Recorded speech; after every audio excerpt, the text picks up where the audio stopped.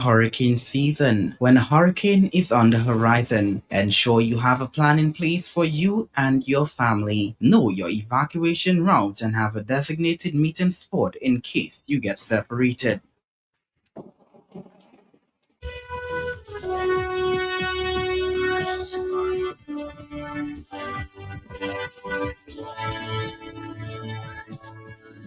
June 1st marks the start of the Atlantic hurricane season.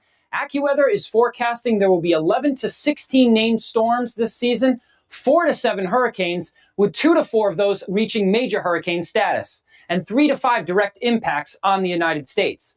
The areas of the United States that we think are most at risk this year are the northern and northeastern Gulf Coast and the Carolinas. Sea surface temperatures are very warm once again this year, so we need to watch for rapid intensification. If you live in a hurricane-prone area, now is the time to get prepared. Hurricane season is here. Monday, June 1st, 2026, I'm meteorologist Brian Shields. It is the first day of hurricane season.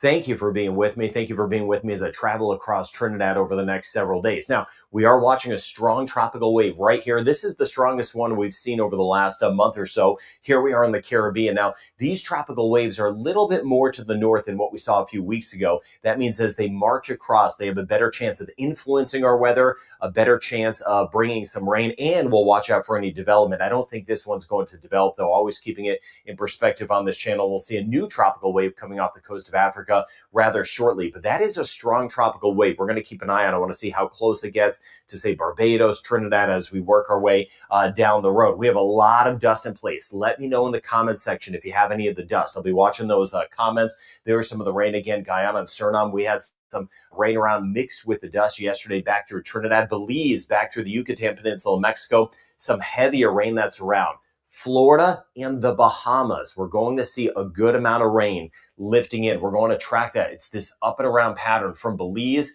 right through Mexico, swinging up through the Gulf, over toward, kind of clipping Cuba, over toward parts of Florida, and especially the northern Bahamas the next few days. I'll show you that rain chance going way up. Then we swing back here. I want to show you some development in the Pacific. We're going to watch 2 areas in the Pacific for the potential development, Eastern Pacific, even back toward this central. All right, we'll keep you updated.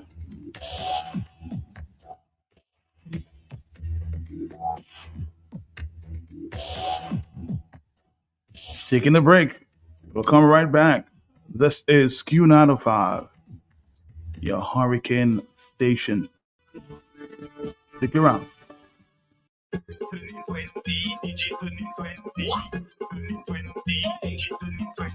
Happy anniversary to Digital.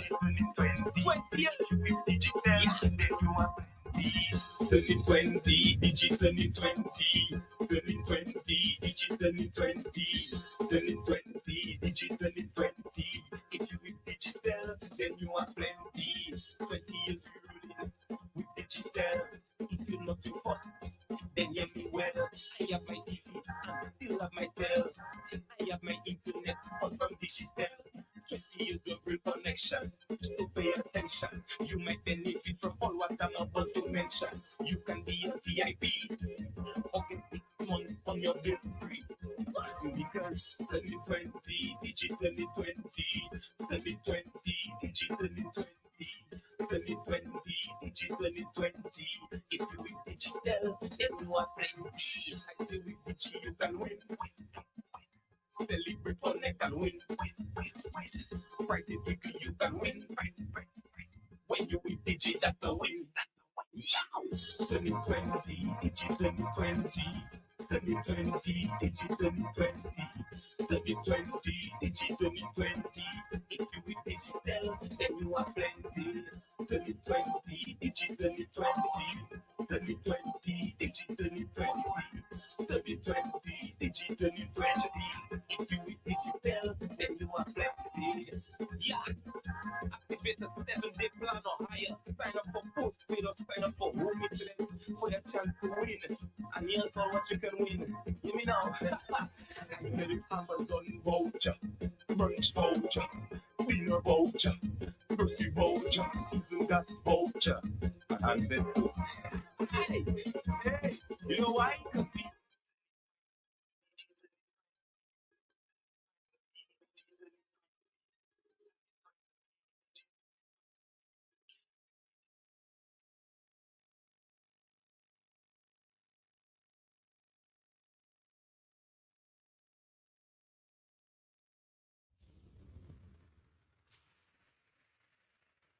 Ride the storms.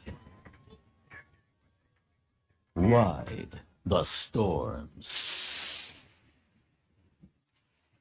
Q95.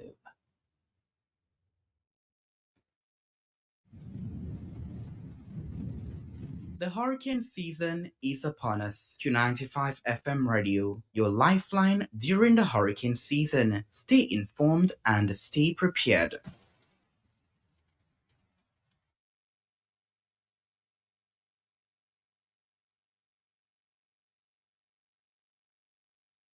Transform your meals with the superb quality that is found in Robert's products.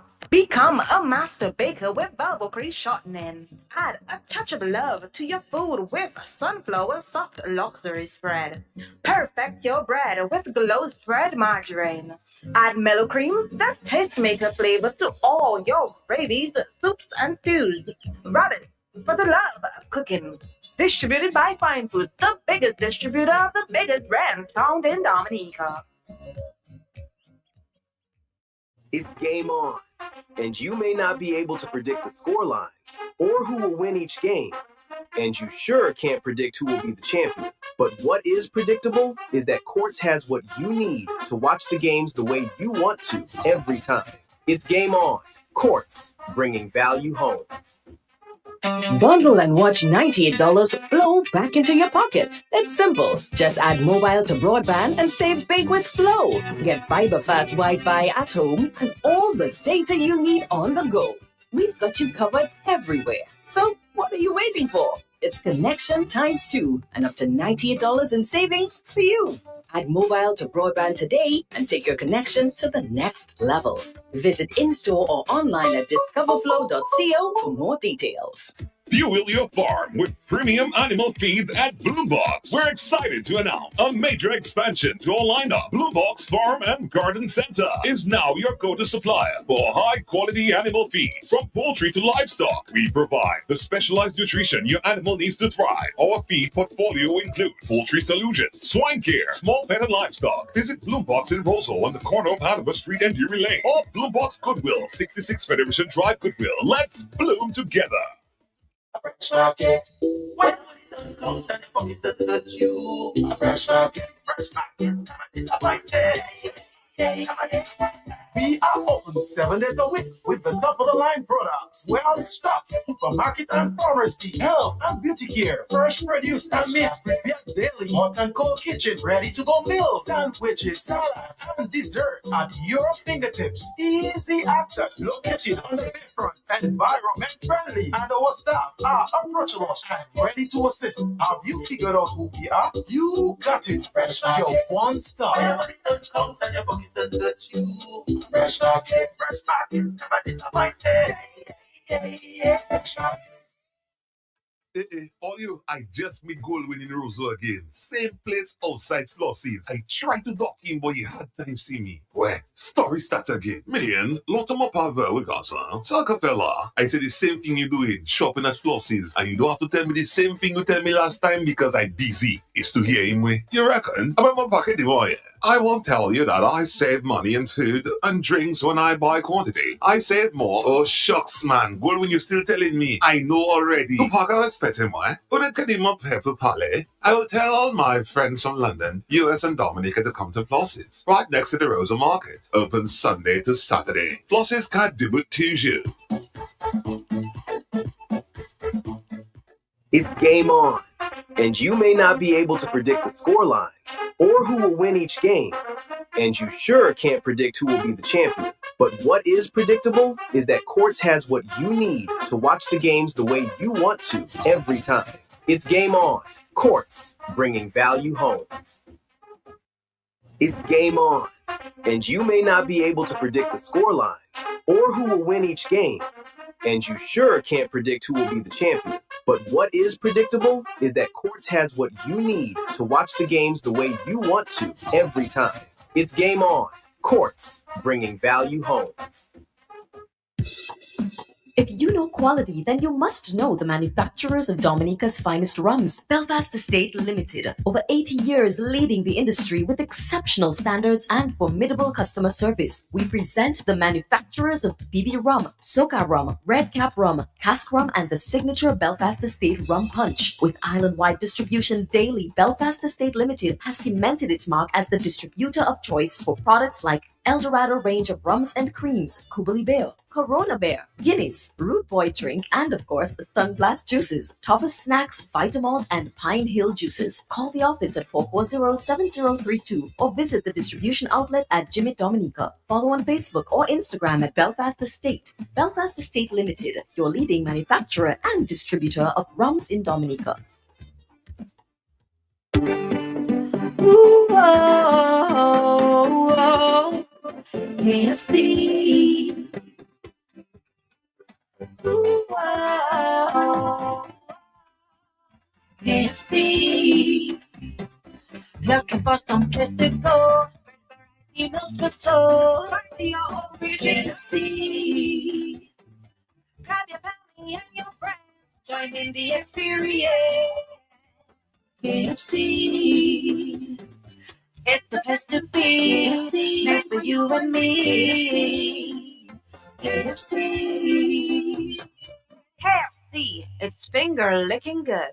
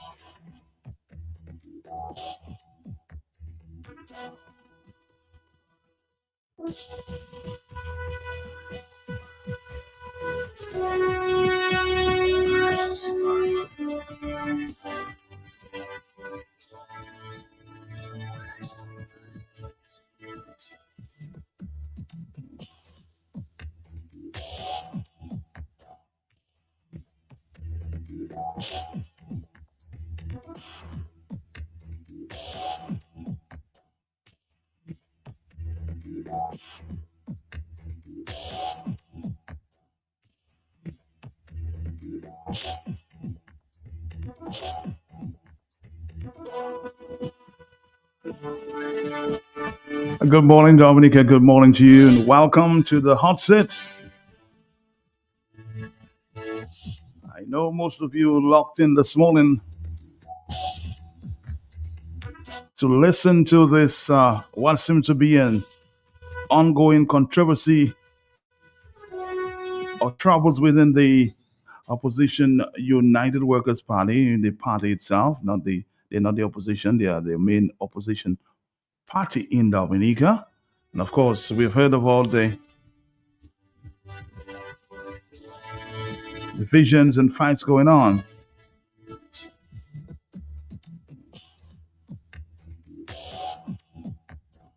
I'm sure you must have heard of some open letter and the rest.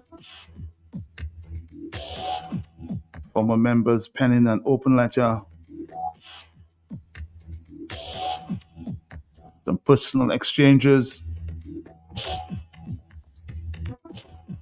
But I will say that's not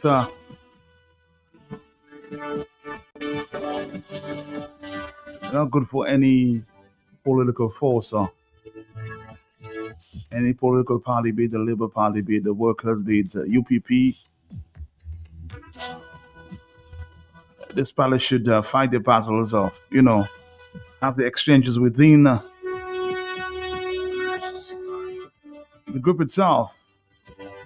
And it's sending a bad signal out there. There's disunity.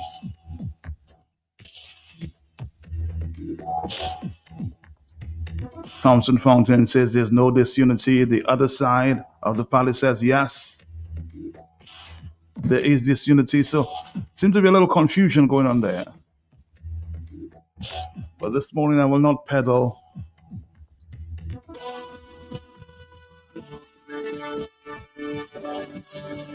and I chose to stay away before you accuse me of being the troublemaker.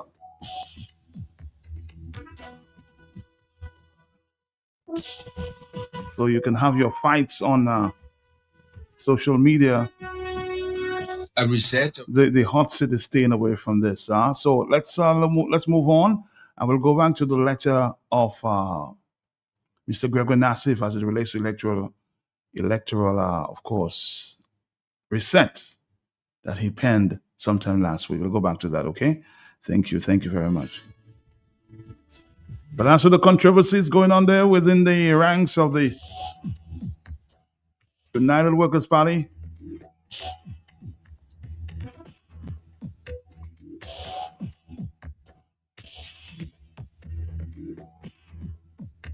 I'm just staying away from that. As a matter of fact, I met a lot of people on the weekend who said, Matt, you see this controversy that's going on there within the ranks of the UWP? This gives me further reason to stay away from confirming because of that confusion. See? When you think you're doing a good thing,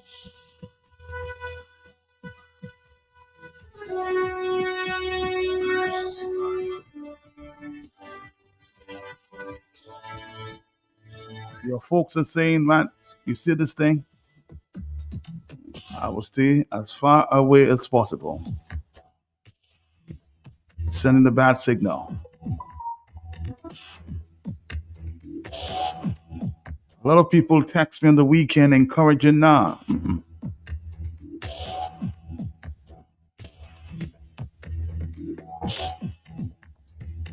It's your choice if you want to find on Facebook or any other social media.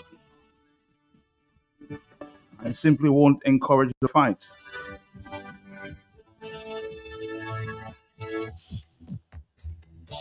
So let's go back to this reset put together by Mr. Gregor Nassif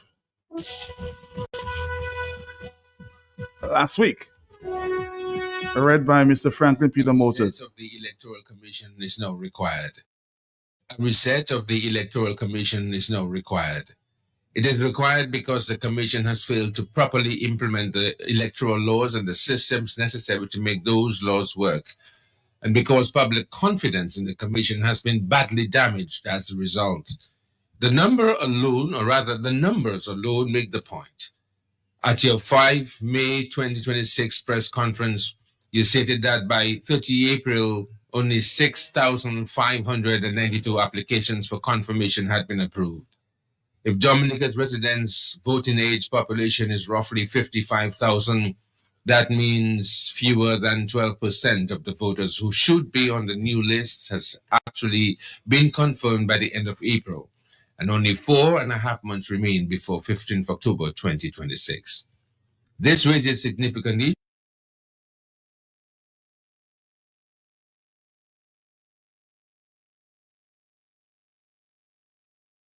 issues of legitimacy, confidence, and visible independence of the institution charged with safeguarding our democracy.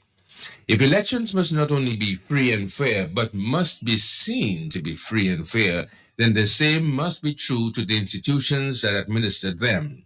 The Electoral Commission and the Electoral Elections, or rather the Chief Elections Officer, must not only be independent, they must be seen by the public to be independent. For that reason, I believe the Electoral Commission and the Chief Elections Officer should resign. At minimum, the Chairman of the Electoral Commission and the Chief Elections Officer should be replaced so that confidence can begin to be rebuilt before the next general elections. The failures.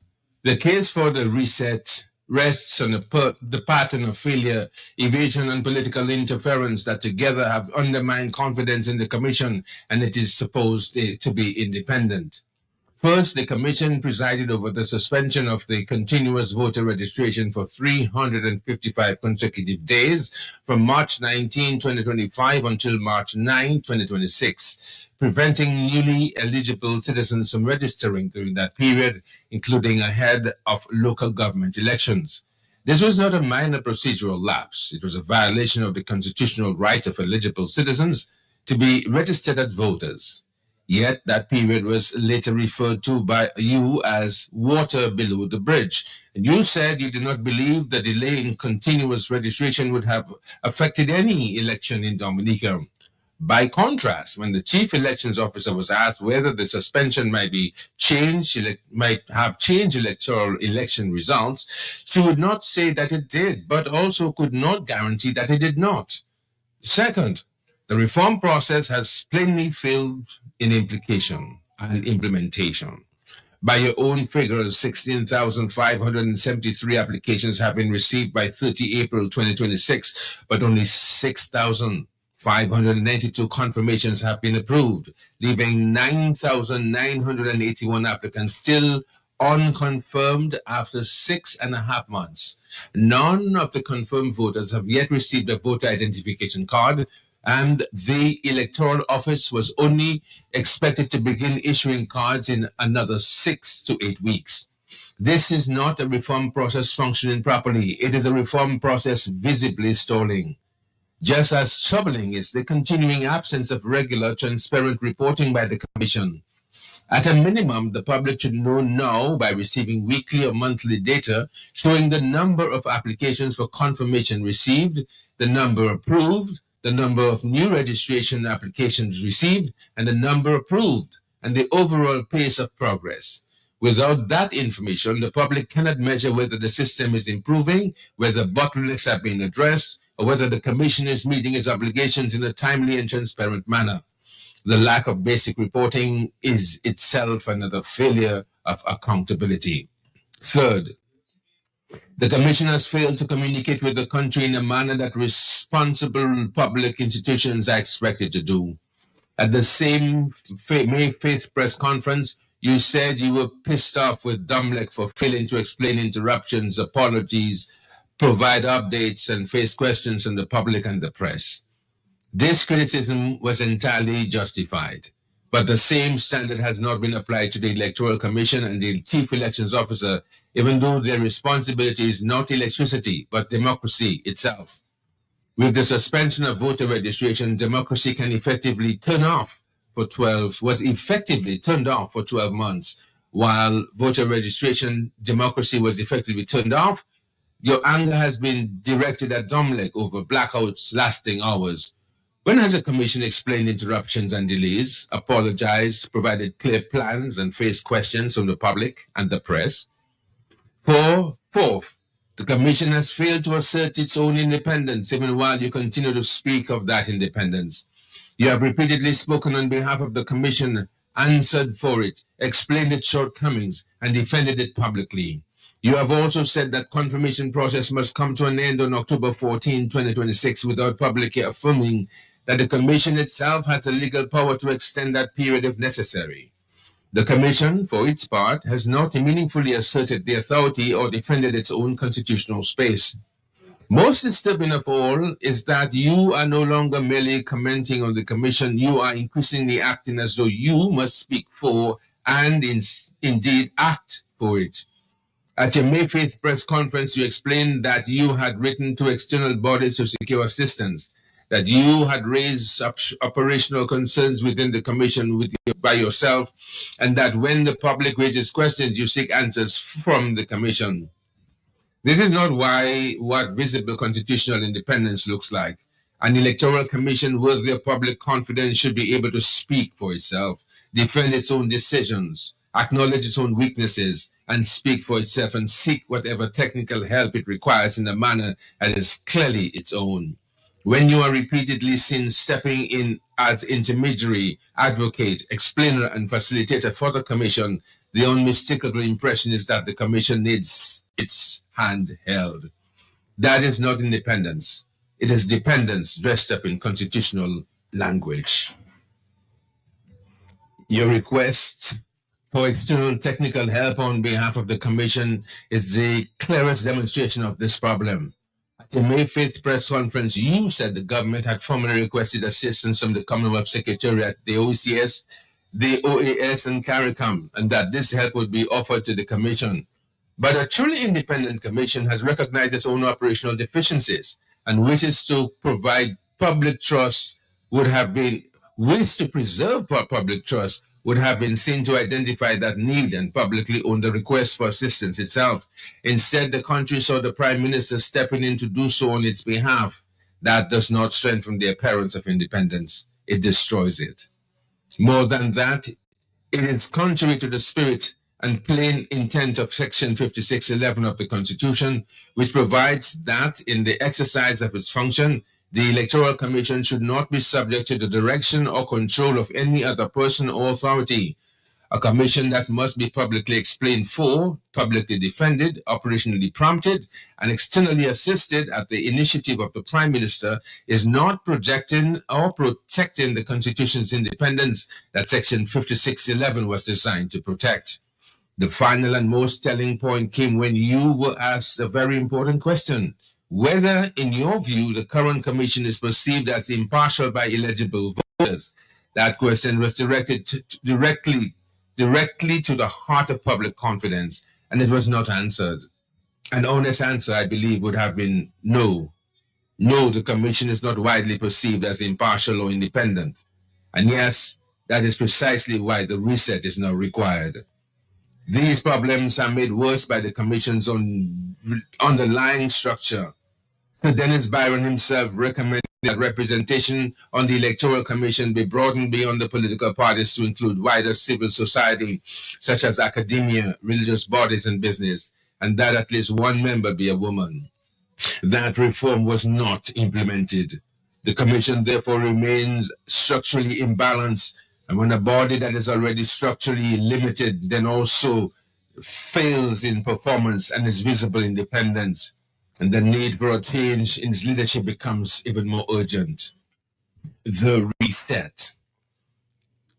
If a full reset is not undertaken immediately, then at minimum there should be a partial reset centered on the office of Chief Elections Officer and the leader of the commission, or the leadership of the commission. I am reliably informed that in 2024, in a rare significant display of unanimity, all 5 members of the Electoral Commission recommended that Mr. Ian Michael Anthony continue as Chief Elections Officer. That recommendation was apparently not accepted, and Ms. Joseph was appointed instead. If the entire Commission could unite behind one recommendation for the office of Chief Elections Officer, and that recommendation could still be disregarded, then the public is entitled to ask how much real independence the Commission exercises in practice. Mr. Anthony's CV shows why the Commission mattered. He previously served as Chief Elections Officer from October 2017 to September 24. He has senior public sector administrative experience, is pursuing a master's degree in electoral policy and administration, holds a law degree and legislative drafting qualifications, and has participated in multiple regional and international election-related programs, including Commonwealth Observer Group assignments in the Bahamas in 2021, Trinidad in 2025, and most recently in Antigua in 2026. He appears by training, experience, and regional recognition exceptionally well qualified to serve as Chief Elections Officer. For that reason, I believe Mr. Ian Michael Anthony should be reinstated as Chief Elections Officer. I also believe the Chairman of the Electoral Commission should be replaced because confidence cannot be rebuilt while the present leadership remains associated with failure, silence, and visible dependence.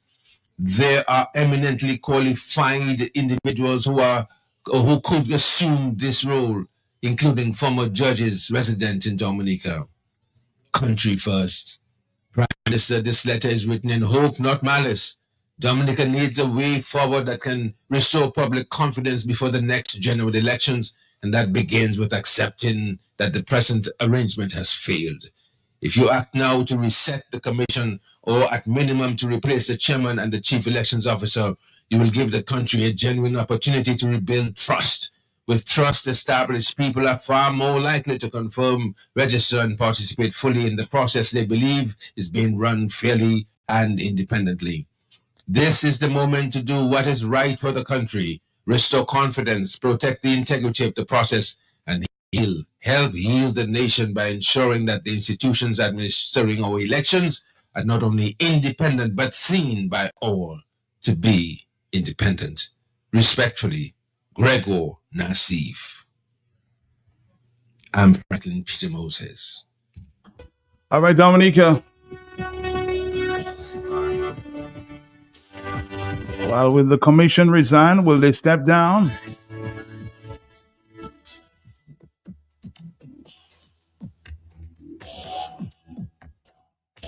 Somebody sent me a question recently. And the question read, Matthew, have you heard about the commissioner that was in Skerritt's tent at the Jazz Festival? Adding that I'm sure the Barry Rebel would never allow himself to be bought so cheaply. The Barry Rebel?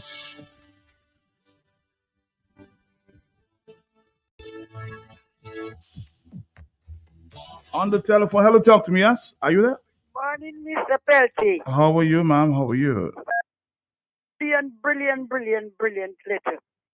And you see this man, Mr. Anthony? Yes. I do not know this man. I do not know what is it that they find that they do not need him. This man has worked all the years, almost 8 years or more. Mm-hmm. The thing there. So why can't they just take the man and throw him out? You understand? This man could be here all the time. And let me tell you something, Mr. Pelty. In that position, just so before you continue, in that position, you should serve until you're 55. And I think he got to that position where he was 55. He had to step down. But the commissioners were saying you could give him an extra 2 years to serve because of his qualification. Yes. Okay, but I'm just still saying there. Even though somebody could be a certain age and they are good at certain things, you can just, maybe the pension money mightn't go in it within, but allow the person to go on to help all the country. You understand? Because I know places where people almost in their 70s going up and they're working still on a side. So I am saying on the other side now, in spite of the imperfection of the UWP, I believe to myself, devil is using certain strategy to keep people down. And every little thing he probably, because even though you can have wheat and tears growing together, and the enemy will sow tears in a good thing so that the wheat will look alike and it may not grow the way it ought to. I believe to myself that instead of if you have a group and everything is perfect, it is not a good group. You must have difficulties, you must have different problems, you must have different things to come in so that you might do it. Through much tribulation, that's how you accomplish. But if you just are perfect and so on there, you'll not want nobody to tell you nothing so that you will say you're not perfect. So I am thankful for their group moving on. And I want to say to them, in spite of you must have difficulties, but in the mix of it, travel and overcome. All right, caller, thank you very much. Like I said,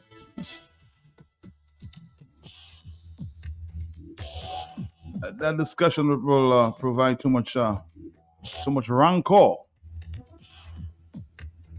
Hate on this side, hate on the other side. I'm just trying to stay away from that discussion there. Hello, talk to me on the telephone, yeah? Yes? Hey, hello, man. Good morning. How you doing? Yes. Yeah, I'm fine. Yeah. I'm good morning to all the Dominicans. Man, and just the letter of Mr. Gregor Nassif. God bless you, sir. And the chief elections officer, she has to go. And the chairman, he has to go too. These guys are not impartial. They are partial towards Roosevelt Skerritt, and they are passport vendors, and they'll do anything for them to continue to sell passports and buy property wrong Dominica. They have to go. Skerritt must go. Thank you very much. All right, let's see if we can get to one of the commissioners there.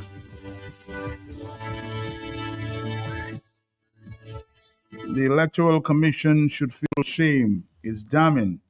I hope all these letters of opposition and popular figures in society are being copied to the OAS, Observer Mission, and Marco Rubio there. Hello, talk to me on the telephone, yes? Call up.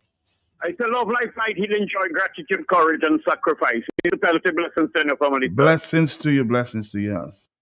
Yeah, blessings. Thanks a lot. Matt, I want to commend you and all those who that may have advised you against adding insult to injury. High commendation to you to at least yield to the advice and keep away from the adding insult to injury.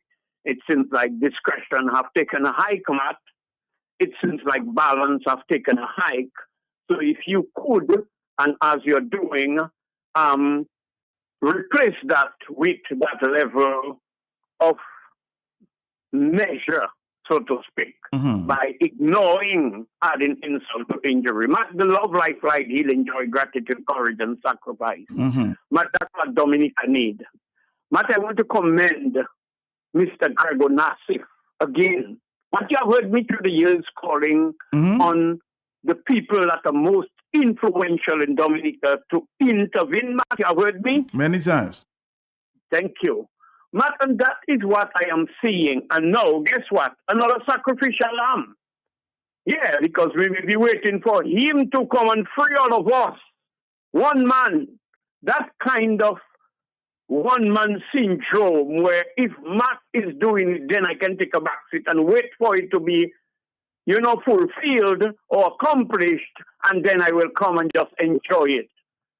I want to give thanks to people like Suki Winston and Afi Martin, Dr. Andre. What's the owner of Q95 again, Matt? Gregor. Mr. Gregor Sheridan. Yes, and, yes. The other Gregor partner from Granby again, and everybody, Matt. Matt, people need to put a stop to that. That has to come to an end. There is a man that has done so much, Matt, and in his desperate attempt to remain there for 2050, as we said, as Makushui, and insinuating Dimitri will be his successor, because he talk about the age when Dimitri will be at that age, so that means by 2050, Dimitri will replace his father. All those who think things are going to get worse, now is the time. Things have already gotten from bad to worse steps. Matt, is there what they call worse steps? What they call what? Ask Franklin for me. Franklin, is there what they call worse steps? No, I haven't heard that. I am saying, Matt. Yeah, I'm just a little humorous there, Matt. Thanks. I am just saying, Matt, Dominica is going down progressively and bleeding profusely, Matt. We are just losing hold of our country, and a small creek, Matt, have billions clogged in a 10-mile pipe. And Matt, there is no flow, no currency, no current at either ends of the pipe, Matt. You put a teacup there and it's drip, drip, drip, and it will take your lifetime for that teacup to reach halfway, not even full. While criminals are having a field day, buying mansions, who burning Roseau, and who doing all kind of madness. And that is why I was saying, Matt, I would never put my hand in fire and say, passports are not selling. Matt, you remember when they get rid of Maduro, all fellas start to helter-skelter in the Caribbean, how much tons of pounds of cocaine, Matt? Uh-huh. What they burn at Mount Bruce and Mount Hoos and Mount Zeus, and I wonder where more cocaine is. They need to look for it. So, Matt, do not think it's passport money in the Caribbean. I'm not saying about Dominica specifically. Alone, that is running country. And then that debt trap, Matt. How much money are we owing the Chinese? How much the Chinese are just going to keep Dominicans aside and take hold of Dominica. So, Mr. Gregor Nassif, I want to give thanks to you, sir, for coming in the ring and say, maybe not politically, but socially, so that love, life, light, healing, joy, gratitude, courage, and sacrifice, Matt, is needed to save Dominica. Scare it and its cluster of you-know-what. They don't care if Dominica fell or Dominica sink because Matt's children was born overseas. These people have diplomatic status. They can get away anytime. And while Dominica is sinking, they're not there. So all of those who think it's about labor and their loyalty, and Matt, can you tell us witches and warlocks in Dominica to stop their evil ways night and day they working, Matt? Matt, I'll talk to you privately. Matt, they're behind me. Thank you. Okay, thank you very much. 449-3095-96 and 97 913. Are you there, caller? Yes? Yes, Matt, I'm there. Good morning. Morning to you, sir. Yeah, Matt, Mr. Nassif has skillfully undressed the cloak of dictatorship that has been placed over our democratic process. He's undressed it. He's queried it. He's used Roosevelt Skerritt's own utterances with Domlek that he demands that kind of transparency or accountability for Domlek, but himself does not apply it to the electoral process. And I mean, this letter is a wonderful letter. Mr. Nassif he obviously has skill, and anyone reading this letter should understand what is happening to our democratic process. And besides, I want to mention that Mr. Nassif is talking about the democratic process of election, which is every citizen's responsibility. It is not a partisan topic. I want to say that. I want to further state that Mr. Nassif is involved in the citizenship by investment program. I don't think it is on his name as he is the agent, but he obviously is the owner of a company or CEO of a company, I want to be accurate as possible, who sells or is dealing with this passport issue. And for him to come out at that risk and challenge Mr. Skerritt's utterances, it's a big thing, man. It is a big thing, and Dominicans should learn by that sticking to when it comes to our democracy, the partisan thing must be put aside to protect this democracy, where everybody must protect that democracy. But we're seeing that Roosevelt Skerritt is not a protector of democracy. He's interfering with the process, and he's looking to go to dictatorship. That is what that has exposed. And even when Blessings reminds us of the fact that he talks about his son succeeding him, these are echoes of Papa Doc, Jean Duvalier, Papa Doc, and Baby Doc. That's what it's reminding me of. Thank you, Matt. Thank you. We're going to come back, Dominica, right after this. Stick around.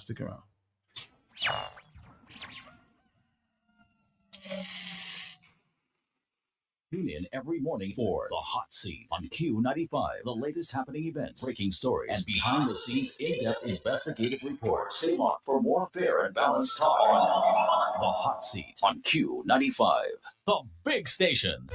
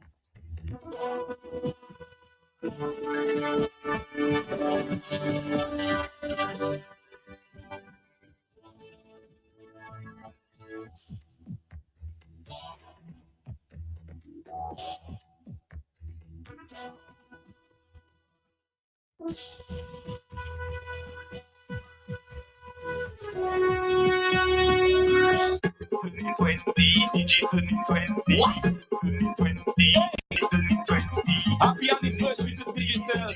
20 years with digital.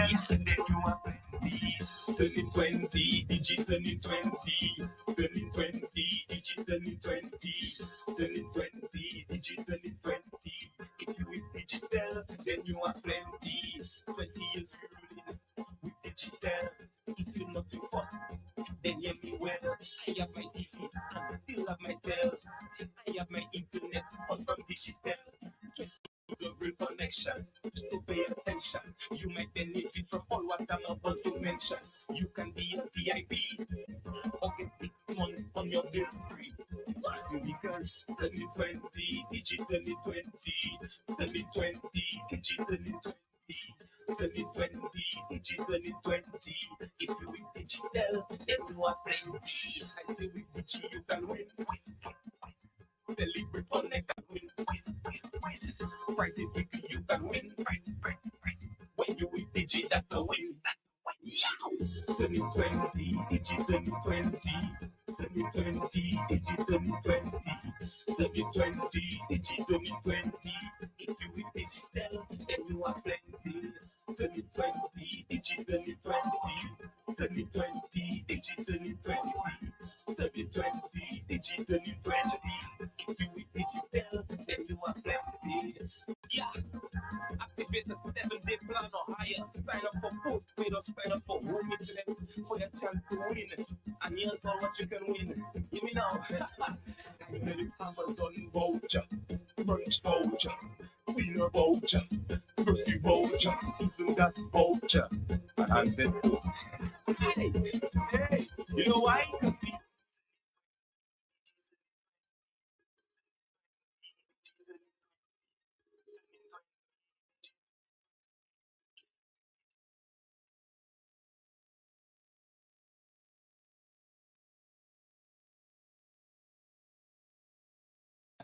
I am reliably informed that in 2024, in a rare significant display of unanimity, all 5 members of the Electoral Commission recommended that Mr. Ian Michael Anthony continue as Chief Elections Officer. That recommendation was apparently not accepted, and Mr. Joseph was appointed instead.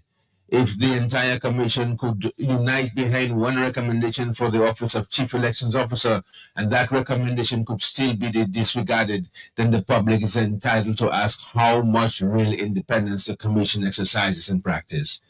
Mr. Anthony's CV shows why the commission mattered. He previously served as Chief Elections Officer from October 2017 to September 24. He has senior public sector administrative experience, is pursuing a master's degree in electoral policy and administration, holds a law degree and legislative drafting qualifications, and has participated in multiple regional and international election-related programs, including Commonwealth Observer Group assignments in the Bahamas in 2021, Trinidad in 2025, and most recently in Antigua in 2026. He appears by training, experience, and regional recognition exceptionally well qualified to serve as Chief Elections Officer. For that reason, I believe Mr. Ian Michael Anthony should be reinstated as Chief Elections Officer.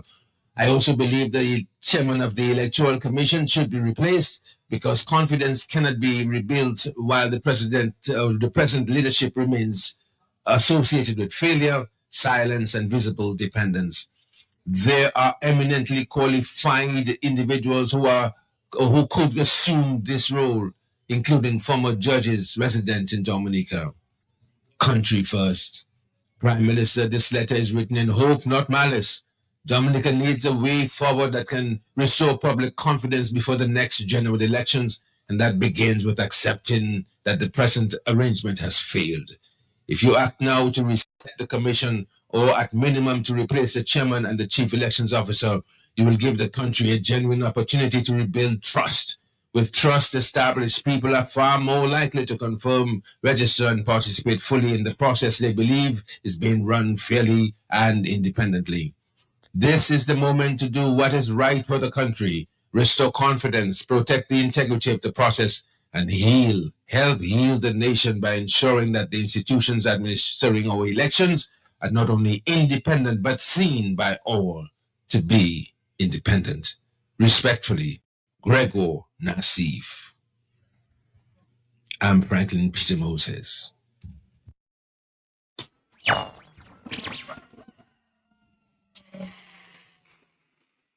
Tune in every morning for The Hot Seat on Q95. The latest happening events, breaking stories, and behind-the-scenes in-depth investigative reports. Stay locked for more fair and balanced talk on The Hot Seat on Q95. Good morning, good morning, good morning. It's 9:19. On the telephone, Mr. Alvin Thomas up there in Atlanta, observing, I'm sure, what's going on in Dominica. We just heard Mr. Gregor Nassif asking for a reset of the commission. What's your views on that? Of course, I'm asking, I will try to find out from the commissioners or one, two of the commissioners, whether they think that's the best thing for the commission. Are you there, caller? Yes, good morning to you. Are you there? Yes, Matt. Good morning to you and your listeners. How are you doing? You and Franklin. I think Franklin is in the studio with you. No, he just read a letter we recorded, so he's not there anymore. Oh, okay.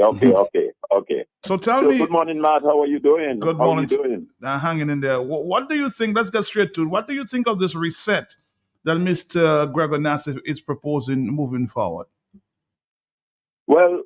First of all, let me say though that I want to compliment Mr. Nassif and taking the position that he has taken by issuing that letter.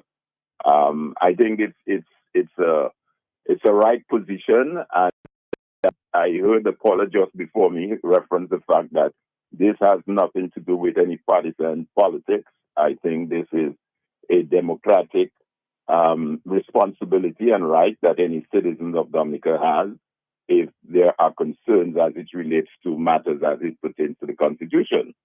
And Matt, as you know, I believe in the Dominica Constitution, and I generally like to refer to the Constitution because it's what guides us as a people. And in the preamble of the Constitution at C of the preamble of the Constitution, it says, whereas the people of Dominica have asserted their belief in a democratic society in which all persons may, to the extent of their capacity, play some part in the institution of national life, and thus develop and maintain due respect for lawfully constituted authority, unquote. I think that is basically what Mr. Nassif is saying. He is living to the spirit of that Section C of the Constitution, where he feels that certain things are not right, and therefore he's calling it out for what it's worth. Let me just say, though, as well on Matt, as well, that you may have recalled, Matt, recently, and even before I reference that, this matter of electoral reform or matters as it pertains to the Electoral Commission and elections and all that stuff, been going on for quite some time. And it baffles me and a number of other persons that after, 10, 15 years or more, that we are still where we are today, and at this juncture, get to the point where folks have lost the faith and confidence in the commission. Let me just reference, Matt, just in case some of us may have missed it. But in his letter, Mr. Nassif referenced a press conference during which the Prime Minister called out Domlek for the manner in which that they have been, responding to issues. But you would recall, Matt, on the 23rd of February of this year, at a sitting of Parliament, the Prime Minister went into Parliament and issued a scathing report, if I may put it this way, on the Commission.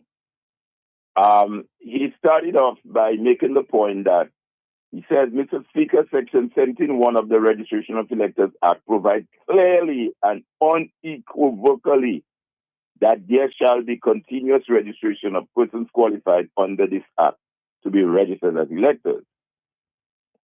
And he went on, among other things, to say that the Commission effectively created an administrative impasse through its own deliberate action and relied upon that impasse to justify non-compliance with the law. That's the Prime Minister saying that in Parliament.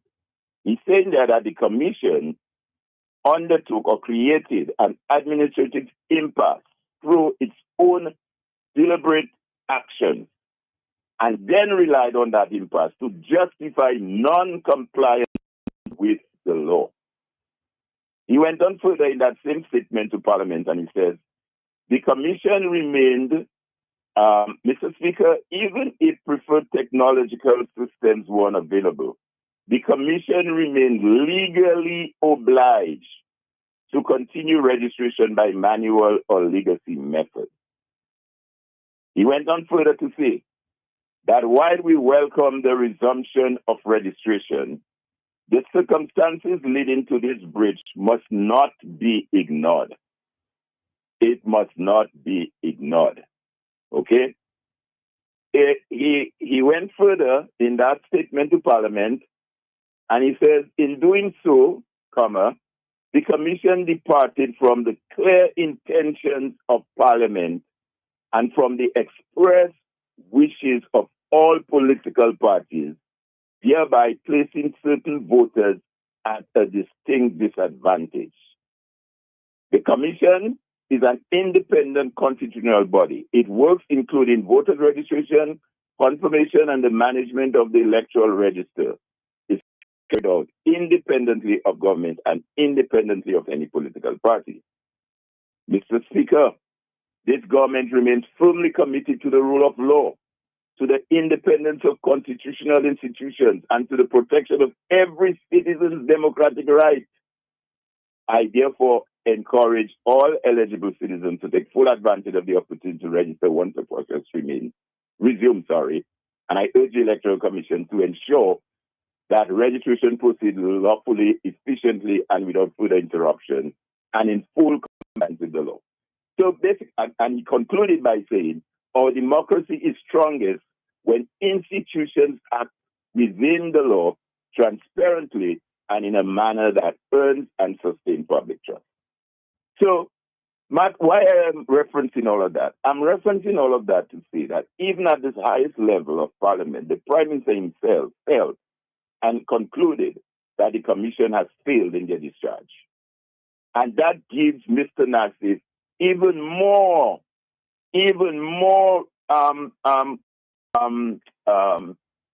should I say it? I don't want to use the word authority. More ammunition? It seems that, I'm sorry? I say more ammunition? You want to use the more word? More ammunition to call for the resignation of the Commission, or for them to vacate. And let me also say, Matt, even while on that as well, we inherited a Westminster model of government. Our constitutions were written for us, and most of what we do are based on the UK model. And Matt, you know in the UK that whenever individuals or institutions are brought into this repute, for whatever reason, you find some British guy, he found himself in a pub somewhere, he ended up coming out drunk, Steps down. He did something that was inappropriate. He resigns. He steps aside. He steps down. Because you don't bring the institution into disrepute. And I think this is the most honorable thing the Commission could do, is to step aside. But to your point, I heard from Mr. Clarence Christian last week when he said that, it appears that Mr. Nassif is calling for Duncan Stowe, the chairman, to resign. But he says it's going to take a process. You have to go, according to the Constitution, do an inquiry, and it will take some time. Matt, no, Matt, that is inaccurate. I mean, if the if the commissioners are being forced out, or there is say there is cause and you want to establish cause, then there's a process. But public interest. But Public if, interest. Yes. right, exactly. But if Mr. Stu or any one of the commission decides tomorrow morning that they want to submit their resignation, who's going to tell them no that you can't submit it? Nobody's scared. The president, they submit their resignation and say, look, Madam President, I wish to tender my resignation as a member of the commission. The president has a right to accept it. The president can't say to them that no, you cannot resign or you must say no.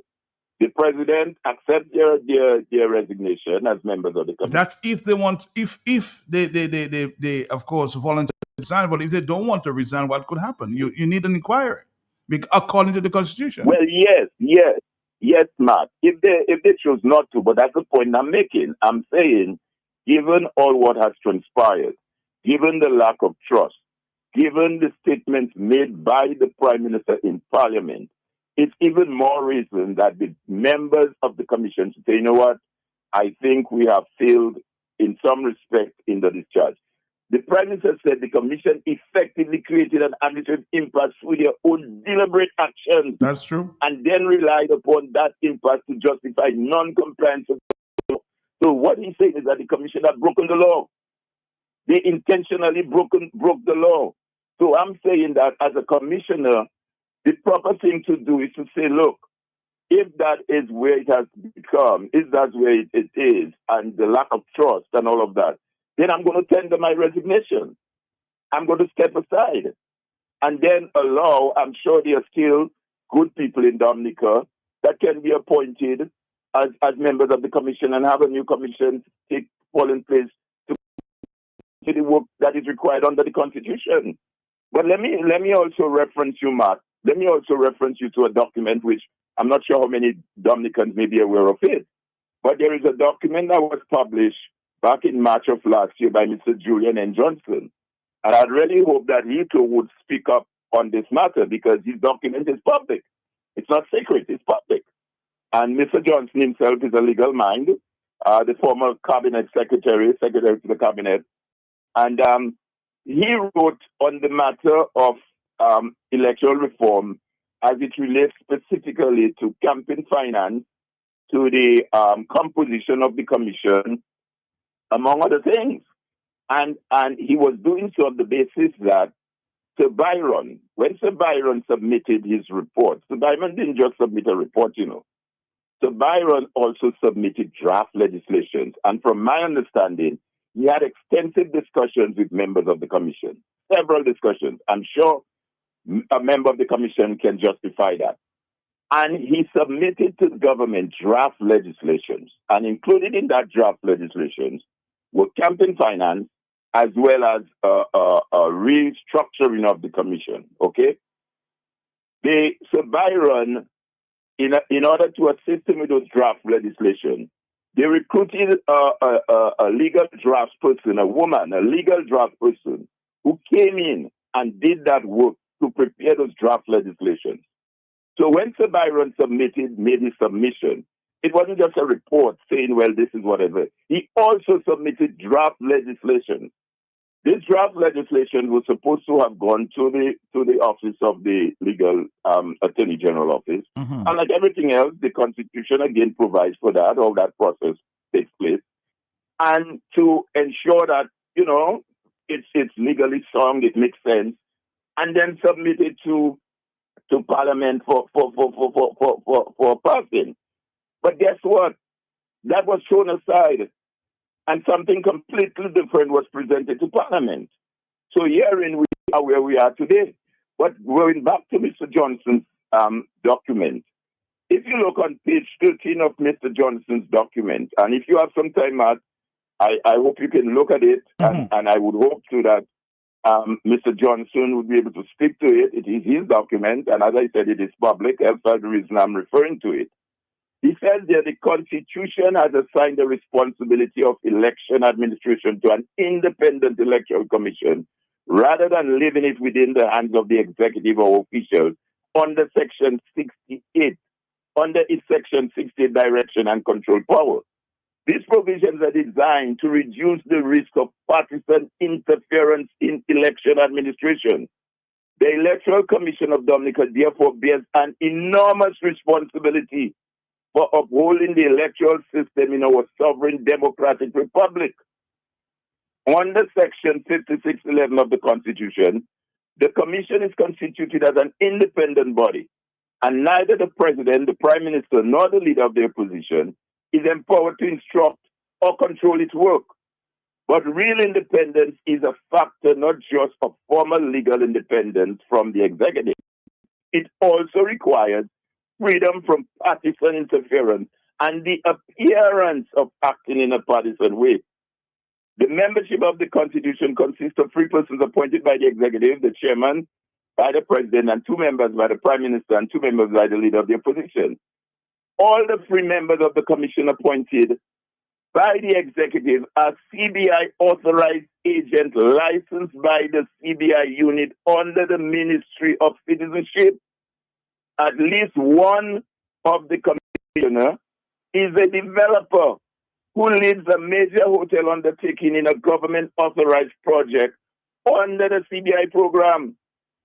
It is wholly immaterial to note that Cabinet Decision number 0883 of July 13th and 16th, 2021, advised approval of a sum of US $6.82 million as developers' fee, 10% of the total budgeted project cost of US $75 million for an authorized project on an agreement between the government of Dominica and a Dominican resident CBI authorized agent developer for the construction of a hotel as a real estate project under the CBI program. The allocation of 435 Commonwealth of Dominica citizenship was also approved by Cabinet to finance this hotel development. The developer's fee at 10%, if any, under the government authorized project and agreement between the government of Dominica and the commission member is not now in the public domain. It is surely cannot be disputed that this developer's fee at 10% of the total cost of such Magna CBI project is not an ungenerous sum. A nice, if not excruciating question, which a reasonable voter in Dominica might ask, is whether it is going to be a Herculean task to expect a commissioner who is the beneficiary of any such bountiful fee to consistently bring a sufficiently unencumbered mind to the duties of an independent and impartial electoral administration. The answer to this question will confirm whether the party political capture of yet another Section 56 Electoral Commission, as referred by the Court of Appeal in the Urban Baron case, again falls to be considered. As a rule of thumb, oversight officials, even more so election oversight officials, should not be placed in the situation where conflicting loyalties may compromise their objectivity and impartiality. The Commission is required to maintain appropriate arm's-length relationship with all stakeholders engaged in the electoral process and must appear to do so, unquote. Those were the words of Mr. Julian N. Johnson in a document that he prepared and dated March 7, 2025, where he talks about the caption, Electoral Reform in Dominica, the Government of Dominica Bills of 2024 and the Sir Dennis Byron Draft Bills of 2023 on best practices, political finance regulation, and the provision on qualification criteria to strengthen the membership of the Electoral Commission. So these are not my words. These are the words of a prominent, learned gentleman by the name of Julian N. Johnson. So clearly, as far back as 2025, the question has been raised on the impartiality and the ability of the Commission to operate independently and as per Section 56(11) of the Constitution. It begs the question now, and whether the members, and in particular, whoever that member is referencing Mr. Johnson's paper, should say, you know what, I hereby tender my resignation as a member of the Commission and allow the democratic process as contained in our Constitution, in our preamble at Section C, to take effect. And as I said, I'm sure there are still some good people in Dominica that the president can now, the process can now take place, where the leader of the opposition appoints two persons, the prime minister appoints two, and the president, in her own deliberate decision. So are you suggesting the entire commission should go, not just the chairman? No, I think the entire commission should go, because I just referenced to you to Mr. Johnson's letter, of last year, 2025, reference to a member of the commission who is an agent, an authorized CDI agent, and the questions that he raised, legitimate questions. Who pays the piper calls the tune, Matt? I mean, you're talking about a fee of $3.82 million, I mean, if somebody's paying you that, aren't you going to do their bidding? Matt? I agree with you, but I'm saying, but I'm asking you, do you think the entire all 5 members should resign? That's what I'm asking you. Yeah, I think the entire commission should resign. Yes, the entire commission should step aside. They should submit their resignation immediately. And as I said, that is in keeping with what the Prime Minister himself says, where the commission have acted in non-compliance with the law. That's the word of the Prime Minister again in Parliament. That's recorded in the Hansard. Okay? Years from now, we can go back in the Hansard and see whether. But some people might suggest, well, we have 3 supporting government and 2 for the opposition. So would you include also the opposition side, those representing the opposition? Absolutely. A clean sweep. Yeah, a clean sweep. Absolutely. All right, clean sweep. Thank you, Mr. Alvin Thomas.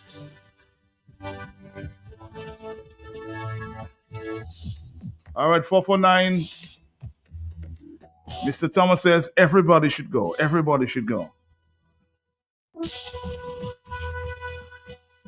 I think at some time, Mr. Hillary, speaking to me some time ago, he said that if he was prepared to go, but he was encouraged to stay. So I'm going to see if I can get Mr. Hillary Schillenfeld.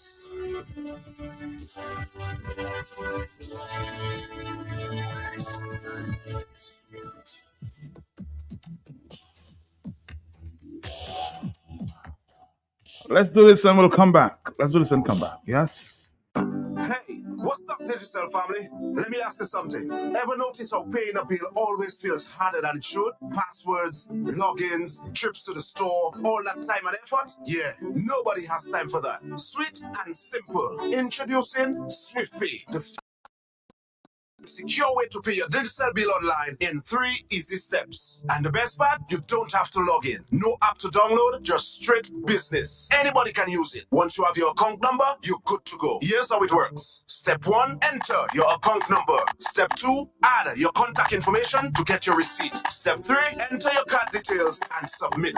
And just like that, payment done. Quick, faster than a Swift Sport on a highway. Now you might be wondering, is it safe though? Of course, this is Major Mistake approved. SwiftPay uses the same secure system as the MyDigital app and meets international PCI security standards. That means your information is fully protected, no funny business. Pay with Visa, MasterCard or American Express, credit or debit, easy. Once you're done, you'll get a success page. That's your official receipt. Download it, save it, or get a copy by email or SMS. Just remember, make sure you enter the correct account number because your payment goes exactly where you send it. And no, SwiftPay isn't replacing the MyDigital app. The app is still there for full account control. SwiftPay is just for those moments when you want fast, no login, no hassle payment. So next time your bill is due, don't stress. Go online, use SwiftPay. 3 steps. No login, instant payment. Simple, secure, swift. That's SwiftPay for you. It's game on, and you may not be able to predict the scoreline or who will win each game. and you sure can't predict who will be the champion. But what is predictable is that Quartz has what you need to watch the games the way you want to every time. It's game on. Quartz, bringing value home.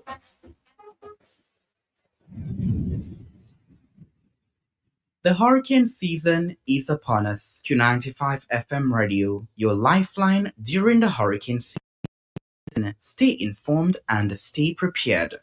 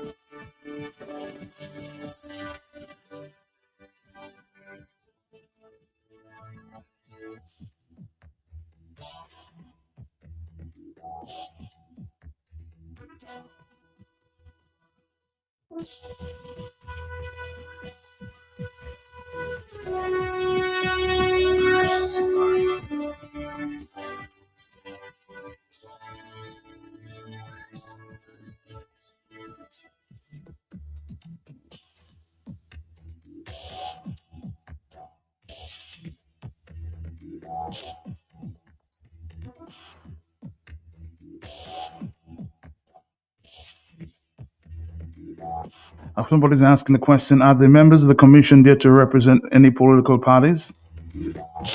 Was it their political leaders that nominated them on the commission? Yes. They should not be representing political parties but the people of Dominica, but they were put there by the leaders of the respective parties.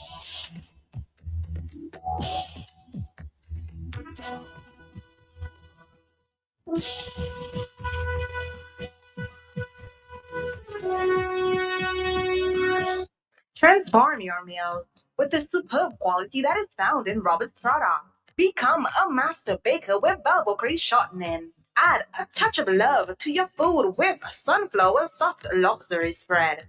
Perfect your bread with Glow Spread margarine. Add mellow cream, that tastemaker flavor to all your gravies, soups, and stews. Roberts, for the love of cooking. Distributed by Fine Foods, the biggest distributor of the biggest brands found in Dominica.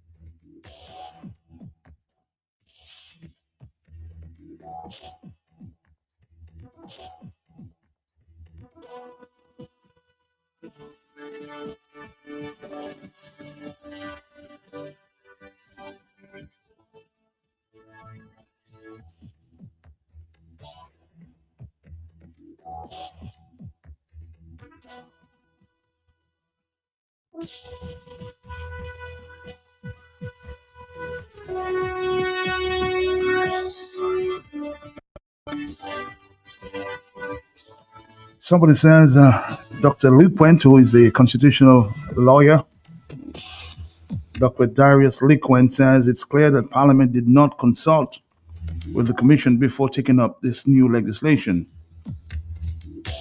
If there has been consultation, as the Constitution requires, the Commission would have been ready to evacuate the Act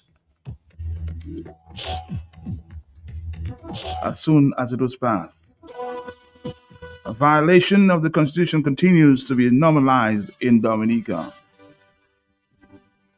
Question is, why isn't the president concerned that a commission has dropped the ball?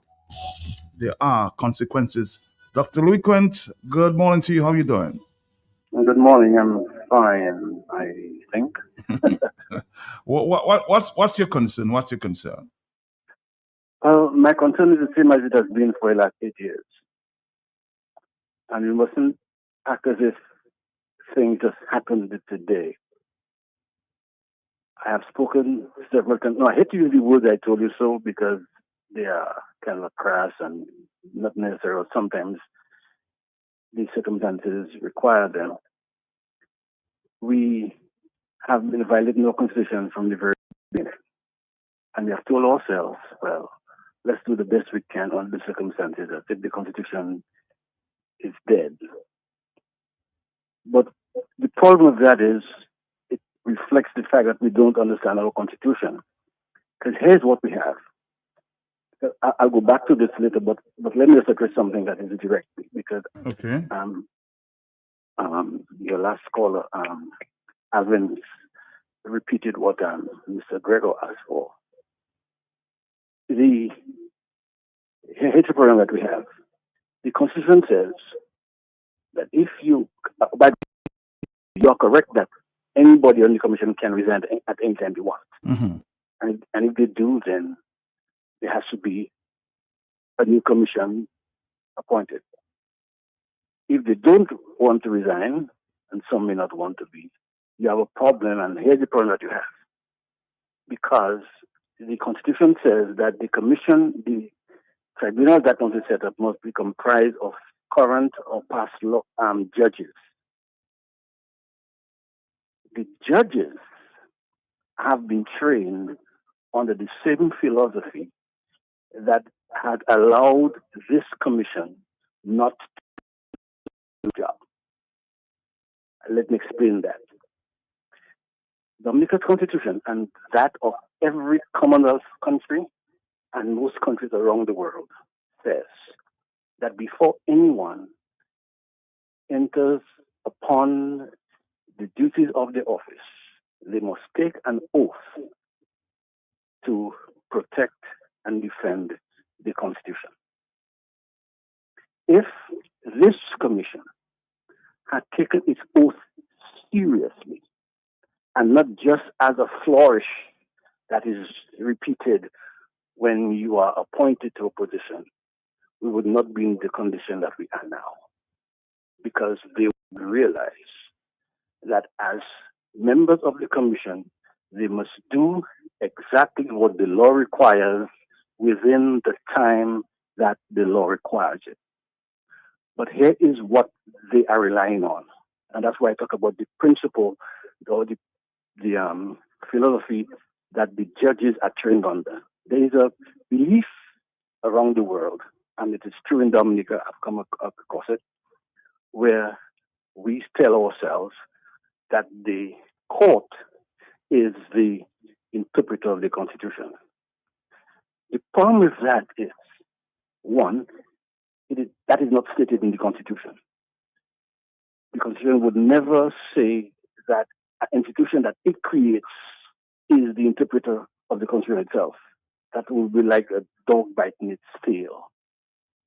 But if you believe that, you are therefore saying that I can do whatever I want to the Constitution. I can ignore it how much I want. I can ignore the laws how much I want, as long as somebody doesn't take me to court. So in fact, what you're doing is putting the power not in the Constitution, but taking it away and placing it in the hands of the court. And because the court cannot act unless it is called upon to act, you are in fact putting the power of sovereignty that is in the Constitution in the hands of people who are qualified to go to court. That is of itself a violation of Section 117 of the Constitution, which says that any act that is inconsistent with the Constitution shall be void. Now, I'm also, because I don't want to go too long on this, because I want to go back to what I think Mr. Gregor is correct about. Because I don't think he's correct to call upon the Prime Minister, although I think he was calling him upon him tongue in cheek, that he can tell the Prime Minister, you must do this, you must do that, because that's not the Prime Minister's domain to do. If the Prime Minister has a problem with any member that he has appointed, he has to consult with the President upon that.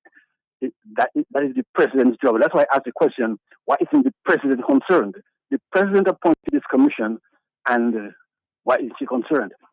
But you would agree unadvised from the Prime Minister. You would say that, right? No. We'll get to that now, because that is another problem which I think we have in Dominica, which I don't think I want to take the time to go into here now, but I think we need to go back to that, because this idea that the President can't act on her own until the Prime Minister tells her to, that is not what the Constitution stands for. But let's put it aside for a while. I want to talk about the reset. Okay. Because the reset that we need is not just this situation here. Because this situation is a branch from a bigger tree. The reset is the entire tree that we have. This situation in which we forget that it is the people who said, we require people who are going to serve in government to take an oath to protect this Constitution. Which means not only will I not violate the Constitution, but I will do nothing that will look like I'm violating the Constitution, because my job is to protect it.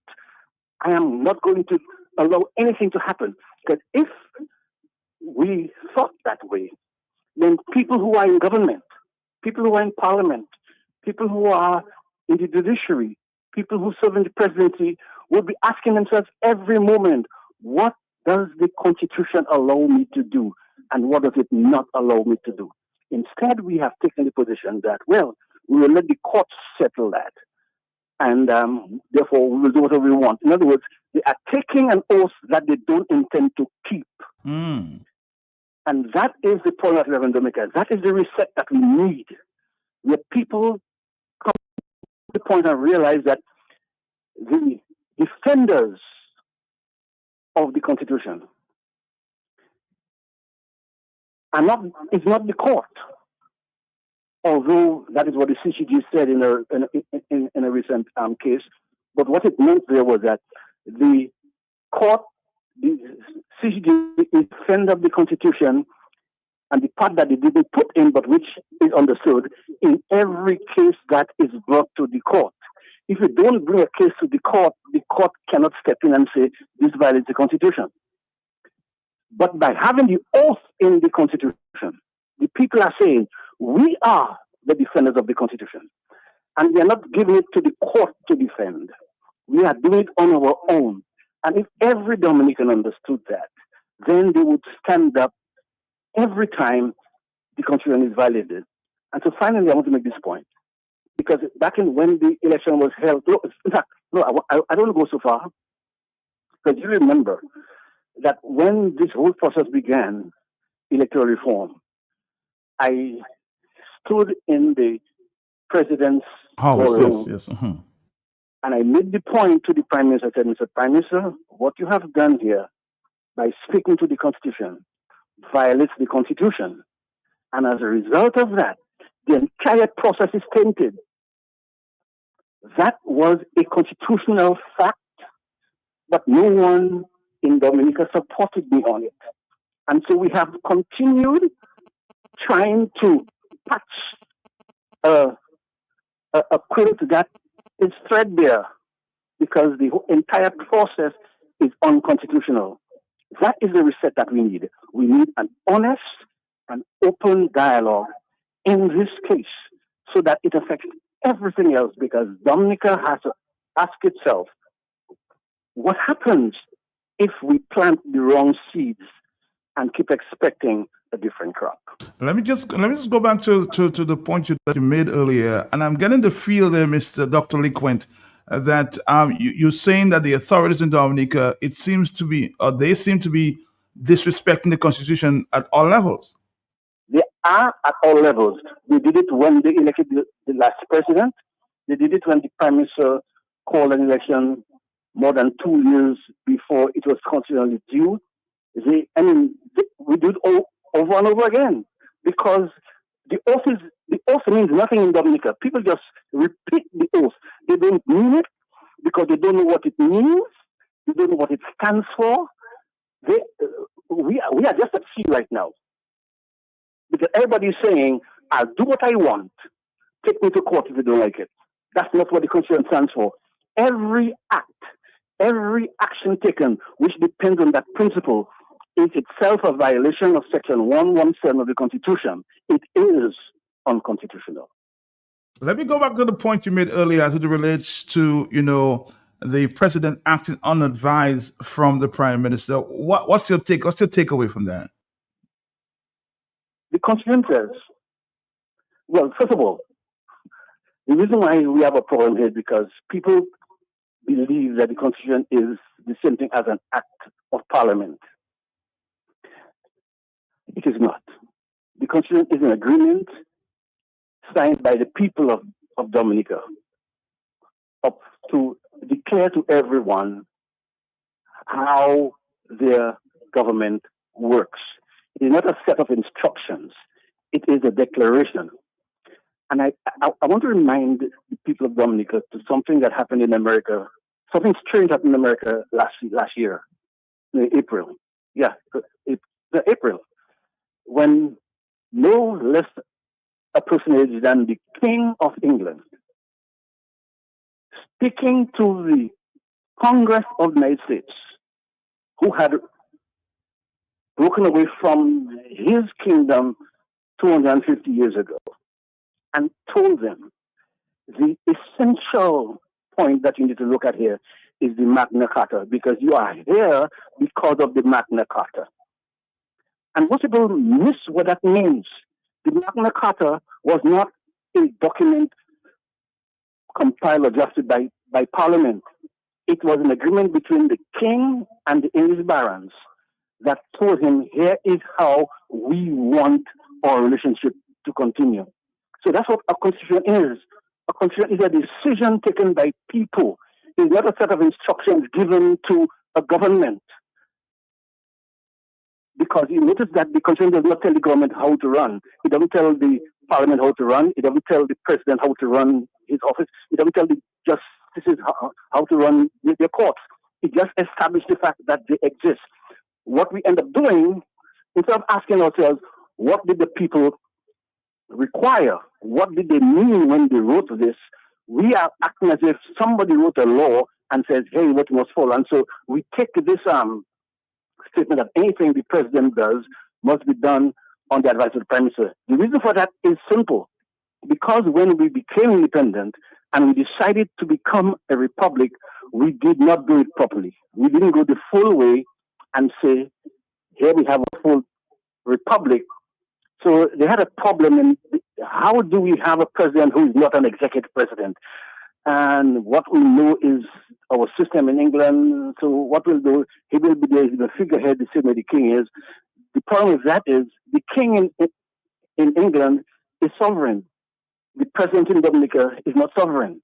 And we miss those things. And again, we don't have time to do that, but suffice to say, the Constitution itself says that where the Constitution requires the president to act on the advice of someone, he is not obligated to do so.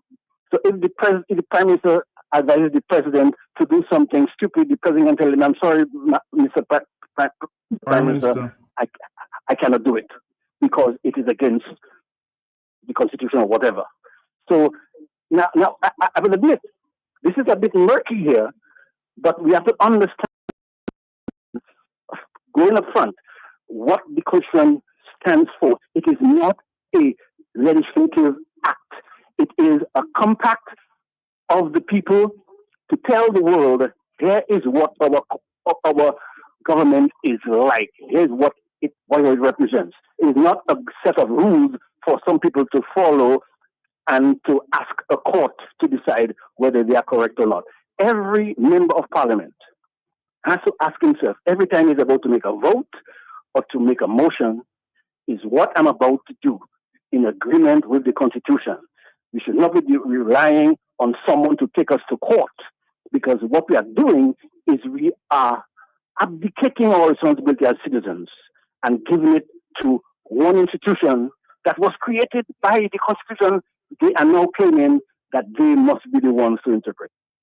My final question to you. So would you conclude, sir, Dr. Lequent, that we may be facing a constitutional crisis? Is it too hard to say that? It's not too hard. We are in a constitutional crisis. We are in the middle of one.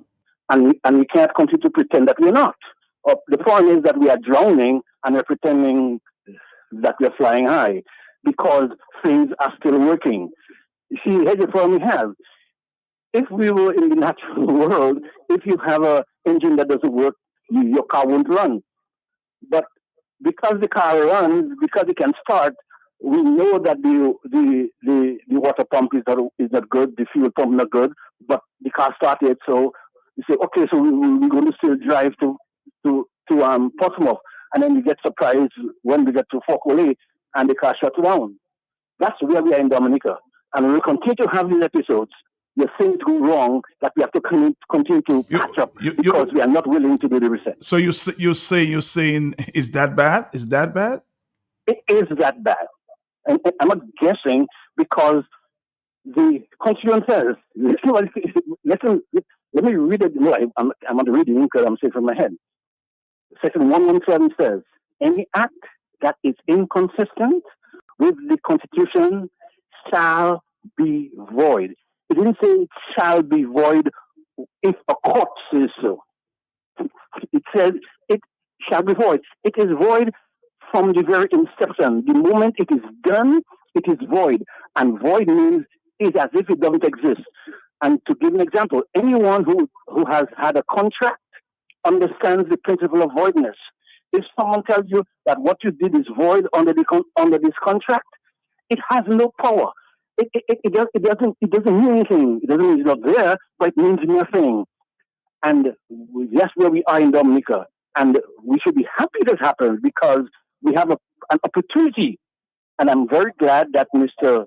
Nassif, not because he is influential or because he has a business, but because he is a citizen of Dominica, has taken his responsibility as a member of We the People and has said, I don't like what is happening.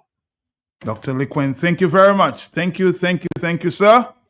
All right, as you just heard him say, the Constitution facing the crisis or is in the crisis at this time. Let's listen to Mr. Gregory Nassif before we go.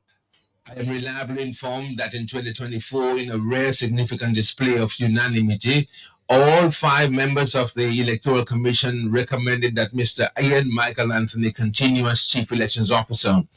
That recommendation was apparently not accepted, and Ms. Joseph was appointed instead.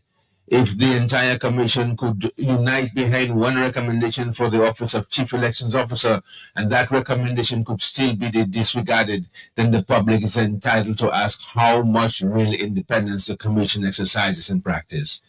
Mr. Anthony's CV shows why the commission mattered. He previously served as Chief Elections Officer from October 2017 to September 24. He has senior public sector administrative experience, is pursuing a master's degree in electoral policy and administration, holds a law degree and legislative drafting qualifications, and has participated in multiple regional and international election-related programs, including Commonwealth Observer Group assignments in the Bahamas in 2021, Trinidad in 2025, and most recently in Antigua in 2026. He appears by training, experience, and regional recognition exceptionally well qualified to serve as Chief Elections Officer. For that reason, I believe Mr. Ian Michael Anthony should be reinstated as Chief Elections Officer. I also believe the Chairman of the Electoral Commission should be replaced because confidence cannot be rebuilt while the present leadership remains associated with failure, silence, and visible dependence. There are eminently qualified individuals who could assume this role, including former judges resident in Dominica. country first. Prime Minister, this letter is written in hope, not malice. Dominica needs a way forward that can restore public confidence before the next general elections, and that begins with accepting that the present arrangement has failed. If you act now to reset the commission, or at minimum to replace the chairman and the chief elections officer, you will give the country a genuine opportunity to rebuild trust. With trust established, people are far more likely to confirm, register, and participate fully in the process they believe is being run fairly and independently. This is the moment to do what is right for the country, restore confidence, protect the integrity of the process, and help heal the nation by ensuring that the institutions administering our elections are not only independent, but seen by all to be independent. Respectfully, Gregor Nassif. I'm Franklin Peter Moses.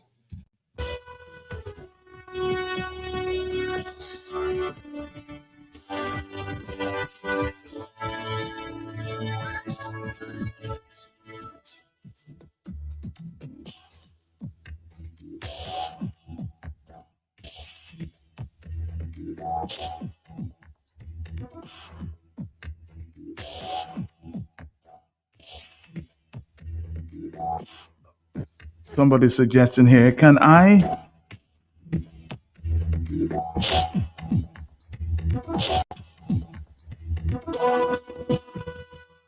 But why is Mr. Nassif and others surprised at the Skerrit's behavior where he disregarded the recommendations of the Electoral Commission to continue the engagement of Mr. Anthony as Chief Electoral Commissioner? Let us be honest with ourselves. This elections fracas has been going on for some time, now at least 20 years now. Lest we forget, Skerrit rejected the Mia Mottley recommendation in 2014.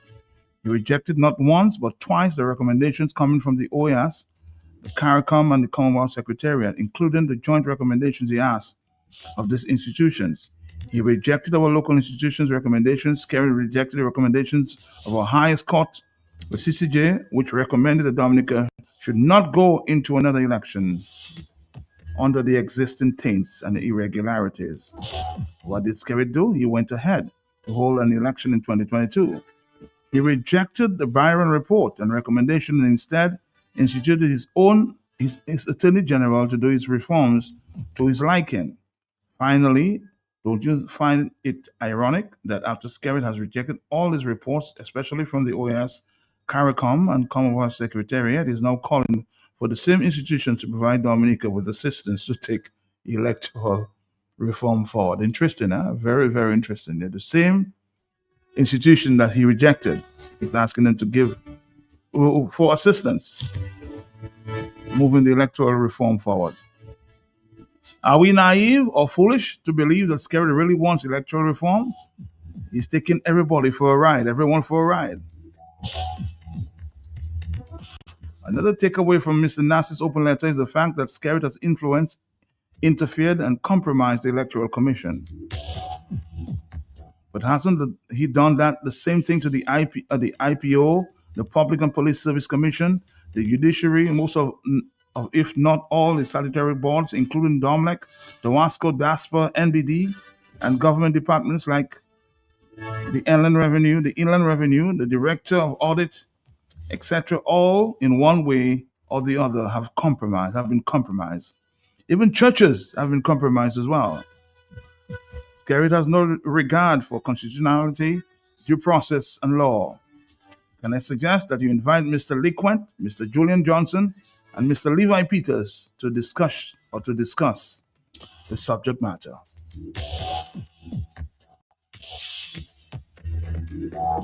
The person is initially basically saying that Mr. Skerrit has no regard for the Constitution. Ella, talk to me. Yes, are you there? Yes. Matt, I was not listening for a little while, but Mr. Dr. Lequent, I heard a little of him. Mm-hmm. But Matt, can you recall the no law, not even the Constitution? Yeah. Or you can go for all the lawyers in the world. Nobody can stop Roosevelt Skerrit from being nominated as a candidate for the constituency of Jacobs or whatever he said. Matt, he was not disputing the fact that he was there legally. He talked his foolishness about when he was born and where he was born and talked his foolishness. But Matt, did the court ask the people who took him to court to bring the evidence, Matt? Mm-hmm. Can you imagine criminality, Matt? Matt, can you imagine the court could not allow the process to exhaust itself seeking for evidence to find out if the man is legal or illegal? So there is a Machiavelli psychology. A leader wants the people to be fearful of him or her rather than to be loved by the people. And that's what Skerrit is doing for years, instilling fear in the people of Dominica. To pull, go to hell is not your damn business. All you afraid mean all your ass. And all, not sorry for that, but not that's what our Prime Minister have uttered. Matt, am I telling a lie? No. So I am saying, Matt, when I saying that, it's rather late than never. And I want to commend Gregor Nassif. But Matthew, Dr. Liquin, thank you. Matt, more professionals need to consolidate the resistance of taking offense to that level of assault and onslaught on the Constitution. No law, not even the Constitution. You can go for all the lawyers in the world and everybody think he's a young man. I was super for that man, saying the boy young and he will change. The boy progressively gotten from bad to worst overnight because it's in his nature. It's intrinsically inserted, or the word I'm looking for, let me leave it alone, in his DNA to terrorize and torment and to be untruthful, to be lawless.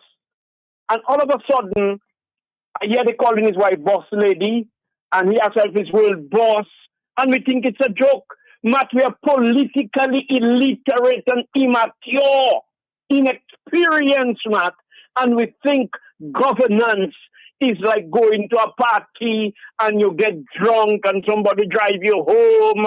Dr. Liquin talk about the car. It is starting still. And it have all kind of problems in the engine. One of these days you're back from your long journey and the whole engine burns. So we do not want to fix it. We figure out it is still working. So can we work with that? The little ghetto and Caribbean mentality. Can we just work with that where we have mediocrity as the order of the day? We settle for less than the best, my brethren. So it is so sad to see what is happening. You have to come there, try to enlighten the people, go to DBS, go to Cairo, just pure propaganda, vibes, is just vibes, music. And when we finish, we want to blame young people. Not the only source of any educational and uplifting and reasonable knowledge and effort is on Q95. Nowhere else, no other media in Dominica make an effort to try to educate the people. So, Mr. Gregor Nassif, I know they're involved in the passport and the thing, when a man can sacrifice it all and say, yo, you have done enough. No disrespect, but I think you have done enough. And I agree everybody on the commission should go, Matt, because that president is an accident, like Cooper used to say, and she will say nothing, she will do nothing voluntarily. She is like an appliance and scared to have a remote. Thank you. All right, thank you very much. Thank you. Good morning to you, Matt. Do something. I want to go back to that. The Constitution is strongest when institutions operate within the law. But institutions are inefficient in function in that they seem to be compromised. They also did it when they had no leader of the opposition for a period of time. Violations of the constitutions, etc. More telephone calls. Hello, talk to me. Yes, it's 10. Good morning to you, sir. Everybody? Morning to you, sir. Matt, we have got sharing people in Dominica. Also, have them become man sharing? Matt, I want you to answer that question for me. Who gets the highest pay in the land? The president or the prime minister? Maybe the president. I'm not too sure about that. That's that. So let's leave it. Let's leave it. Yes. President. Matt, in any work field that is taking place, like administration, business, there is always a boss. And if I get more pay than you, it definitely means that I am your boss. And if you want to talk, I can just put you off because I am the boss. I get more pay than you. So I don't see why we have to have that confusion with that president and prime minister to tell the president when the president just supposed to say is that and that, and the prime minister is supposed to talk. So if it's not so, by the way, it was up to us. And then where we going? More confusion. So long we have to reform. And from every time the man sees it taking one step forward, even 10 steps backward. Where are we going? Nobody wants to stand up. And then we take what we get. Thank you, sir. All right. Thank you very much on the telephone. Yes. Are you there? Yes. Yes. Sorry about that. Let's move on there. It's already 10:19 in the morning. So we're going to open up the lines there for about a half an hour. Are you there, caller? Yes. Yes, my brother. You don't know how it's going already. Yes, sir. Well, I hear the people talking about the Prime Minister, but that is nothing. I mean, you're still waiting on the Prime Minister, and you have been waiting for the Prime Minister. They're not waiting for the embarrassment. You understand? So we have to understand. There is no more politics again. Dominicans, I say there is no more politics in Dominica. What we have in Dominica now is politics. You understand? And if we don't understand the politics, psychology, that is what they said that Dr. Skerry have heritage, psychology. He have the passport for psychology, so he is using the psychology. And if Matt just rests his hand on the archive of that police officer, Mr. Wicks, when he reaching the position that he is now, Matt should play the clipping for you all, so you know the whole system is corrupt, and it's not totally is corrupt, and you have taken over everything, because why? Give the young man a chance, then we give the young man a chance. Then we turn our back on the church, and the priests and the rest of them start preaching politics and not the religion part out of it. What do you expect? This is Crescity told us that the Catholic Church is our boy. That's he said, our boy. So we have to give him something to fix the church. And the church is still waiting. You understand? And the institutions that we have is very corrupted. We know that. People are in position and they're doing whatever they feel like when they get the command to do it. So if those people like Mr. Nassif and them realize that the country is sinking and they need to bring back the country to keep their legacy, I say, God bless. It's never too late for anything, Dominicans. Dominicans, do not sit down and listen to Mr. Jolly and Mr. Nassif and say it is too late. It is not too late. What is coming out from the tip of their tongue and the words from their mouth is to educate us of how it was before. It was better, and it is turning, and it is time to rise up. But in closing, Dominicans, if you don't do anything for Dominica, don't expect Matt to do anything. Don't expect Franklin to expose anything, because we have heard enough. And now is the time to unite. Mr. Skerry, in closing, I am asking you again, Mr. Skerry, let us have a family reunion, whether in the park, whether in the botanical gardens, where the people can ask you 1 2 questions. And if you stand up and answer 20 questions without saying, I'm going to say, Skerry is a boss. All right.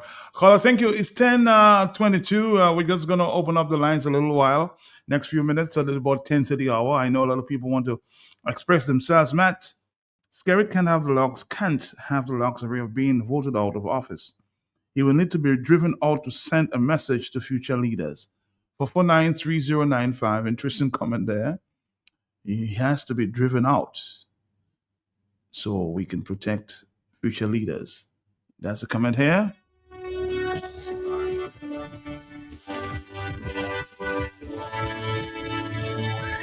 The entire commission must go. The government needs to go also. An interim government is needed. Outside organizations need to step in to save Dominica now. If at 55 Mr. Anthony is pursuing his masters, I think this law needs to change. At 55, someone has a lot still to offer. Government runs to Parliament so fast for other things. Why not run to Parliament to change the law concerning the retirement age of chief elections officers?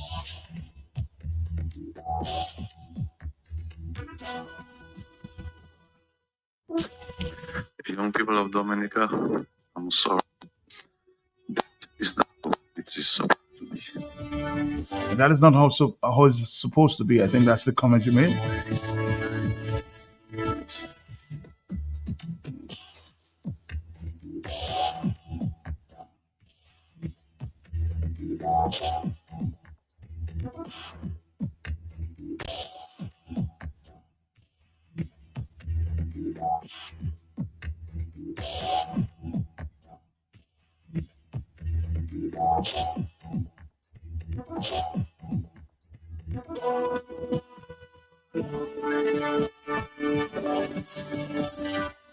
On the telephone, hello, talk to me. Yes?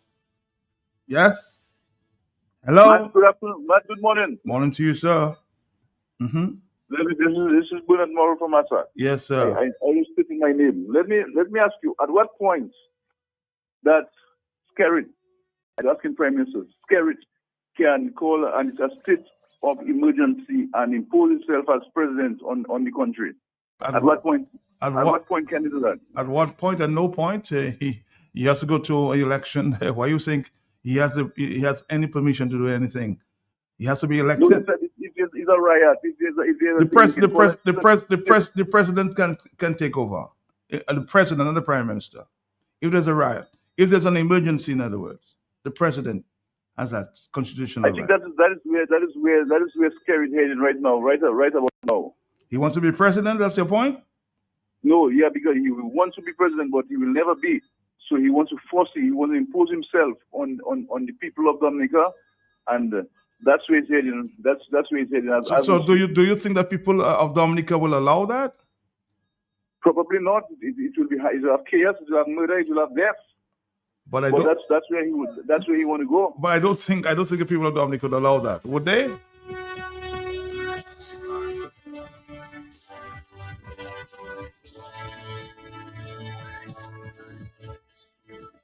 Hello, yes, Sorry about that.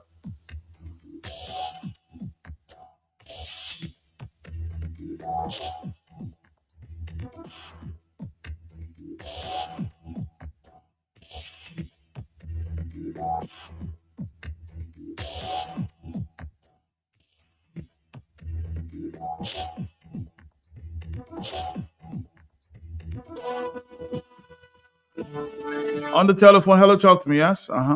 Hey, Matt, morning. You just jerked me to call there. How you doing? The same time, the people will not allow him to do what Bernard Morrow said that he wants to do.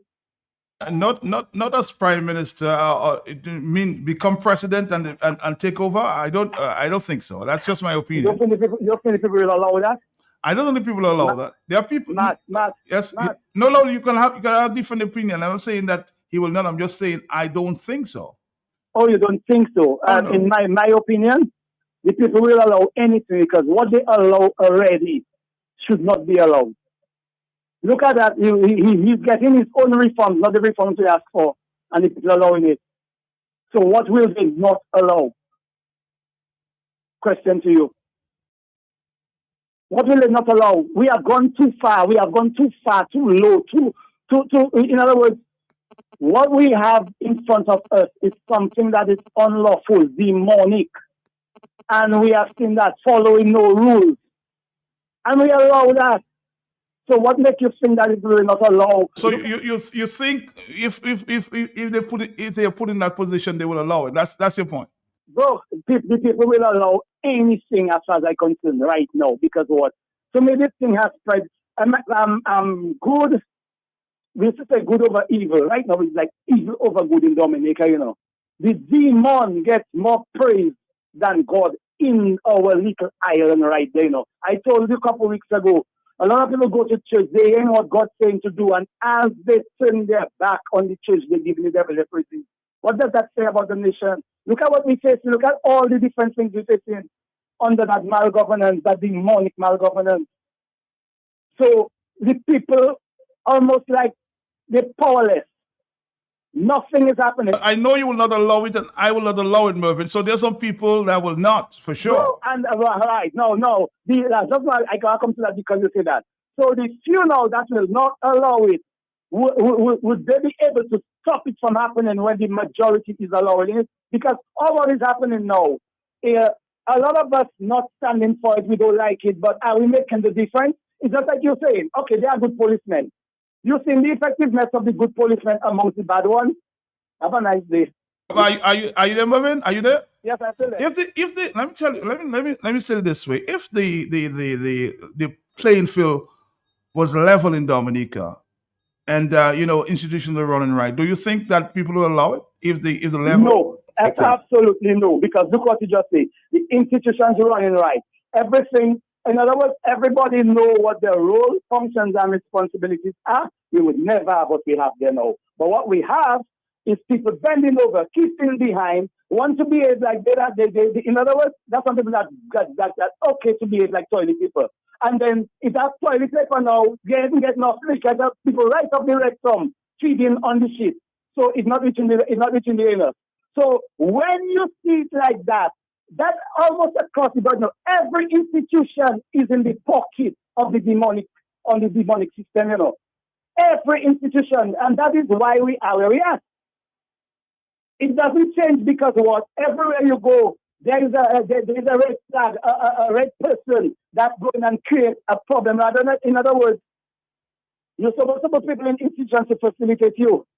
The demonic system putting people in place to frustrate you and not make things go the way it's supposed to go. Only go the way of the demon. Have a nice day, enough said. All right, thank you very much. 449-3095. It's 10:30 in the morning. I'm going to say that we're going to open up the lines for the next half an hour and, of course, speak to the issues of concern to you at this time. Thank you. Somebody says the president has power as head of the state. That position is more powerful. We agree. We agree that position. I never said no. But the president has the prime minister at this point in time. The president acts on advice from the prime minister. Would you say that too? Do you think that the president would just take an independent decision and do what she wants? No. The advice has to come from the prime minister. Hello, talk to me on the telephone. Yes, Yes, Matt. Morning. How are you? Yes. Not bad. I mean, I've listened this morning. I heard from Alvin Thomas and Mr. Lincoln, and I think they were excellent on the issue of the electoral reform issue. It's unfortunate that we are still in this discussion after so many years of discussing that and wanting a proper reform system for Dominica, because we thought that after every election we have a situation where people are not settled, they're not happy, and therefore we wanted to have a system that at the end of an election, the loser can call the winner and say, congratulations and all the best, and I pledge to work with you and your government to build the country. That's what we thought we were engaging ourselves in. That's what we wanted, and so on. So now, do you see that ever happening in the near future, my friend Boston? Well, the thing is, once Satan is involved, it will not happen. And there are a lot of Satan involved in the process in high places. And because of that, it creates, if you like, a division, a kind of confrontation and tension in the country, and therefore it will not happen. But if people settle down and do what is right and give their whole involvement, intention, and commitment to doing what is right, then it can happen, Matt. I look at the other countries, and I was just last night following the convention of the new National Party in Grenada. And you could see there where they exist. They were in government probably 4 years ago. They lost to the National Congress, and they're back on their feet strong. I think they put a very good candidate. And I was saying to somebody last night, we seem to have a problem in Dominica. Every other country are attracting their best people, their good people to come forward, to provide them, to offer themselves for leadership, for representation, for governance. In Dominica, we seem to be afraid. People seem to be afraid to come out, and we find ourselves in a struggle to get good people to come forward, to put themselves forward, to speak on matters affecting the country. And at the end of the day, we're just going down in a bad stream and so on. That's very, very unfortunate for Dominica. Now, remember, after the 2019 election, the Prime Minister's first parliamentary engagement, his first meeting of Parliament after the election, the Prime Minister said, one of the most dividing issue in that campaign of 2019 was electoral reform.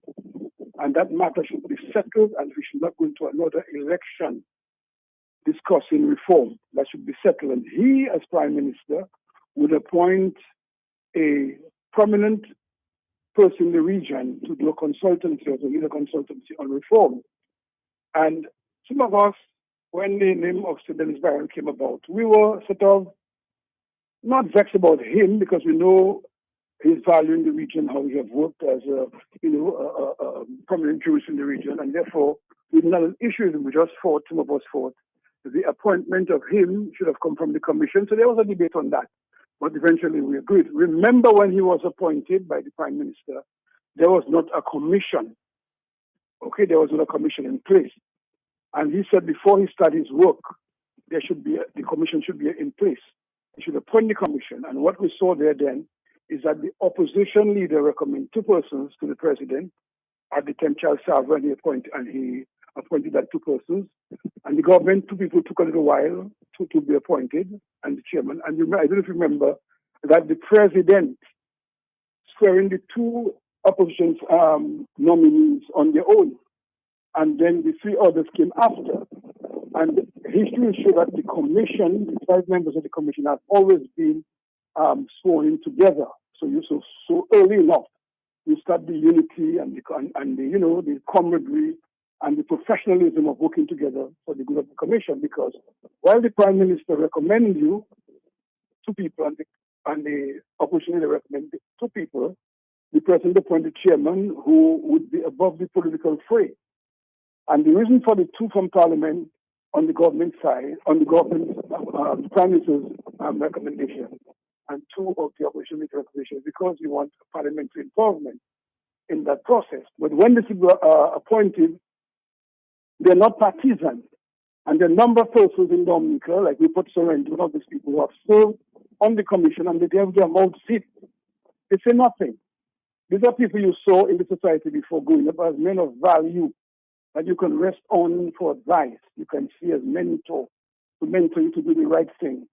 Today they are older in the society, they're still around walking, driving, and they say nothing.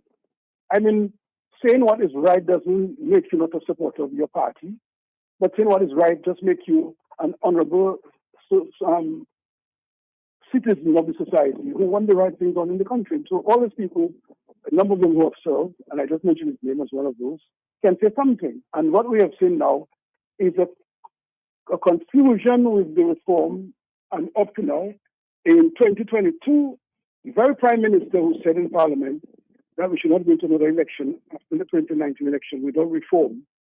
And then the President at the time, Mr. Sarver, who addressed the Parliament, the opening of Parliament, said this reform thing, and the records are there, should be settled as quickly as possible so we can move forward as a nation united for the purpose of development and so forth. He said so. In 2022, the Prime Minister called an election without the settlement of the reform.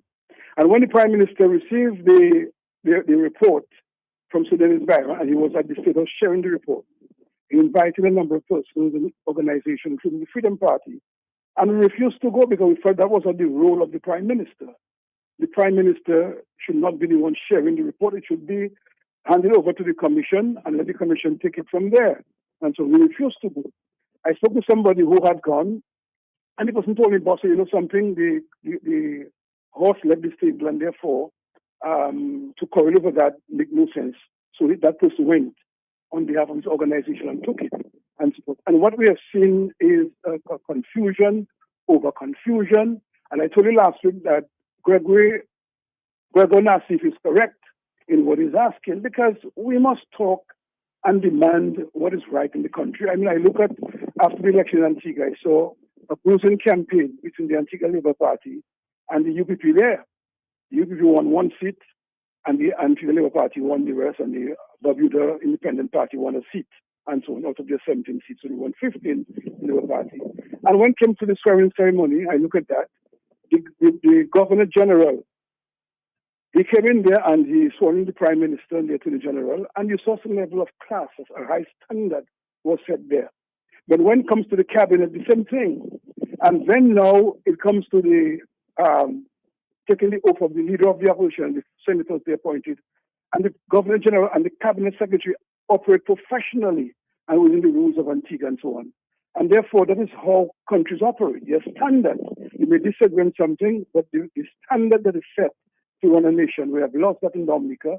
I don't know where we are going, and I mean, it's so unfortunate that we did so much to get a good reform settlement, and we're still there quarreling, talking, shouting, and getting nothing done. And remember, we went out of Parliament on the 19th of March. And the idea was to demonstrate our disapproval with certain things in the legislation. We asked for voter ID card, it came in there, we applauded that, and some other areas, but we asked for a re-registration of voters.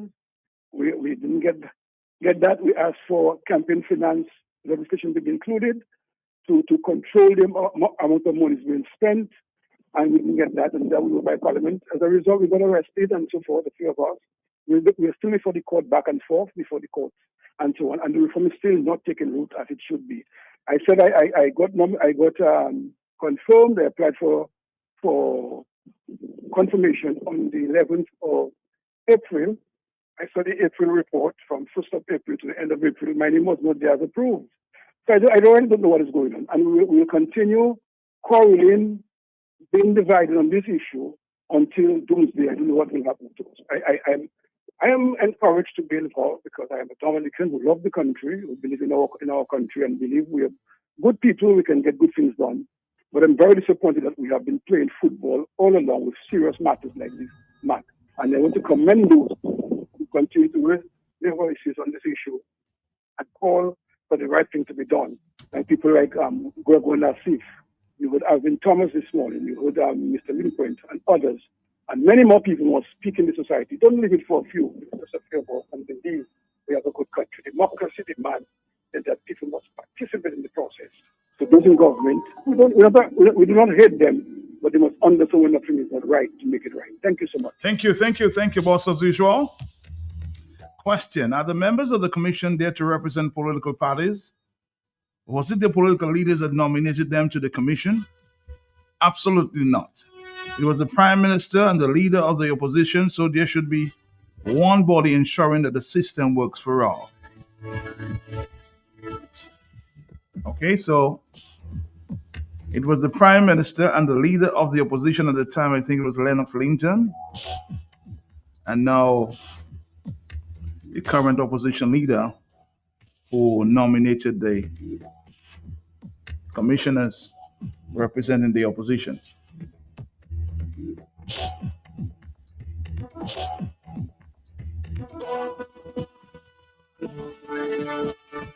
Again, more telephone calls. We have just about 18 more minutes to go. Are you there, caller? Yes, we can open up the lines at this time. Are you there? Yes. Yeah, Matt. Morning. Morning to you, sir.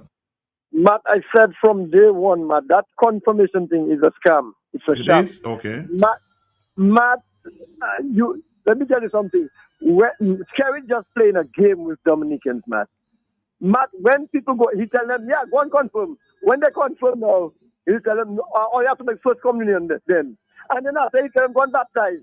Matt is just a big game. They're taking Dominicans for fools, Matt. You see?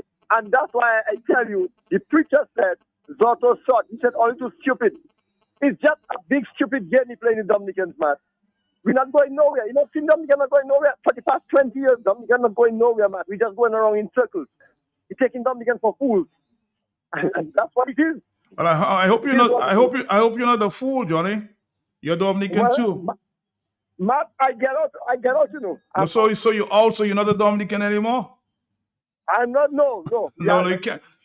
So listen to what you're saying. Listen to what you're saying. You're out of the country, but you're still a Dominican. What passport do you carry at this time?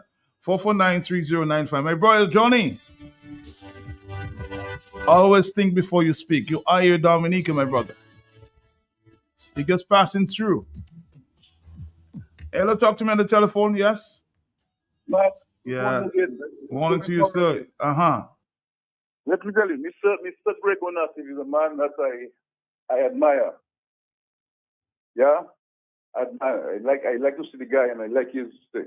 But listen, where was Greg Onassis when all the Prime Minister said so much things and do so much things and arrest so many people? Where was he? Where was he then? Is it because now he see that Skerrit is on the verge of losing and he's making a Well, next, you say I can't answer for Mr. Gregor Nassib. I can't answer for Gregor Nassib, but some people might say, well, it's better late than never. And he's going to be on the radio sometime with me, so you can ask him the question. I don't have the answer for you. Well, Mr. Gregor Nassib every time. When he comes to the radio with me sometime, you'll ask him the question, but I can't answer for Mr. Nassib. Where was he? I don't know. Hello, talk to me on the telephone. Are you there, yes? Yes, madam. There. Good morning. How are you today, Matt? Good morning to you, yes. Matt, let me tell you something. I have been listening to that thing about this confirmation thing from the outset, Matt. And Matt, it started bad, and it will end bad, you know, Matt. Because remember, when they were advised and said they should do a re-registration, they went tooth and nail to ensure that they were not doing it this way, all right? So they went that other way. But even when Hillary and Wayne James came, before the thing started, they told us on your program that the commission was not ready, Matt. You remember that, Matt? That it was clearly said by the commissioners that they were not ready. And do you also remember that the chief election officer came after them and said that is not true? You remember those things, Matt? I remember. Right? I remember. Right. Now, Matt, I'm looking at the system even now. You cannot have a system, Matt. You organize it all that time. After it's a whole you preparing, not only sign people. When you finally come with a system, you have a system where you have more confusion. You have people going to confirm. When they go to the confirmation center, everything should be done there. So when they send up the list to you, you just print it. But then when they send up the list, you still have to go back and sign proof, Matt. I mean, that's not pure confusion, Matt. What is it? That's pure confusion, man. A lot of confusion, caller. Thank you very much. It's 10:50. No, it's 10:46. Are you there, caller? Yes. Yes, I'm there, Matt. Good morning. How are you? I'm here, sir. I'm here. Matt, Yeah. after I listened to Mr. LeQuint this morning, I came to the conclusion that in the future, whenever we're selecting a president for the Commonwealth of Dominica, that person should have a fair knowledge of the Constitution of Dominica. I agree. So that when the Prime Minister makes recommendation, the President should be in a position to say to the Prime Minister, this will not be accepted, and can, at that time, quote the Constitution of Dominica. But if the President at the time doesn't have fair knowledge of the Constitution, they're just going to accept anything the Prime Minister recommends. So I believe in the future, what we should be doing is ensuring that whoever becomes the president of the Commonwealth of Dominica has a fair knowledge of the understanding of the Constitution of the Commonwealth of Dominica. Thank you very much. Thank you. Thank you. Yes, Mr. LeQuint was on point this morning. Mr. LeQuint was 100% on point when he raised the issue on the oath of office, and these members took in keeping with the Constitution of the Commonwealth of Dominica. If you don't have a grasp of the Constitution, then why should you be president?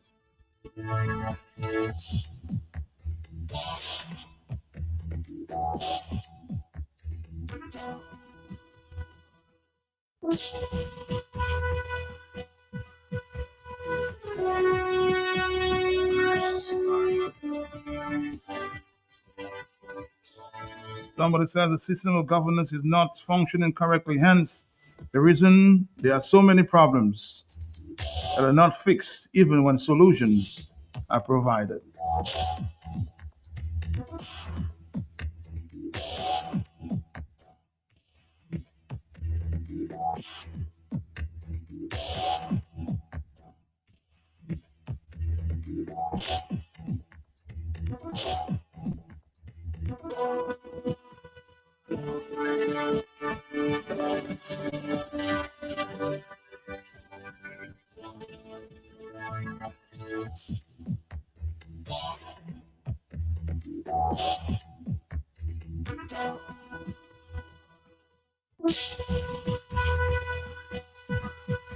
This afternoon, the talk on the block. Find out who's going to be the candidate for the UPP in the Valley.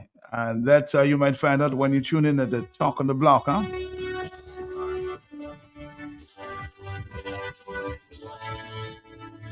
So, a new candidate for the United Progressive Party to be launched, or you'll hear from the candidate for the Valley, Roseau Valley, for the UPP. Find out and engage.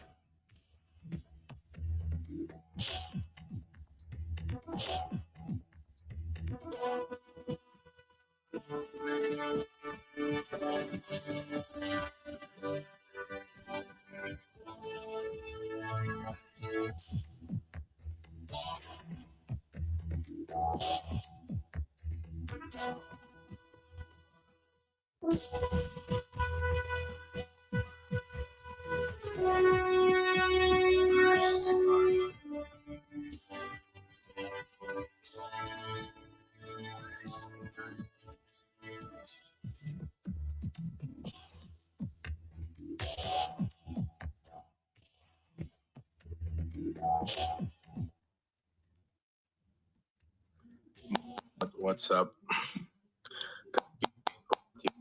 Dominic, Matt, stand up. You're making us proud of you as a personal, Matt. I can tell you, I'm sure the rest of the Caribbean, but if I have to put them with your talk show, Matt, I think you will be the best. You will stand out among every of them, Matt. Let me first thank Mr. Nasi for coming out. He put in water in his mouth to speak. Let me thank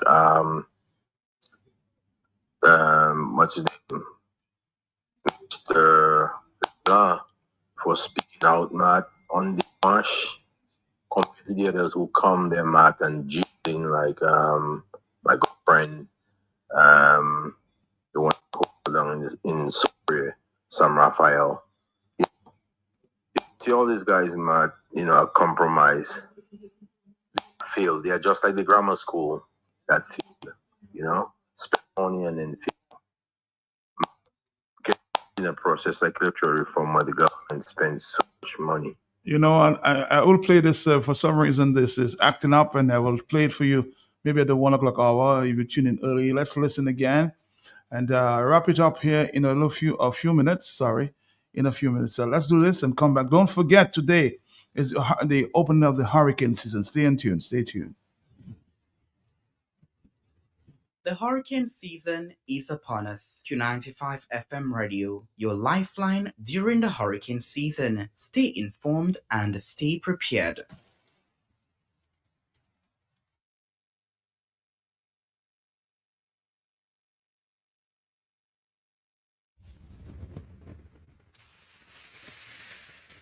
Ride the storms.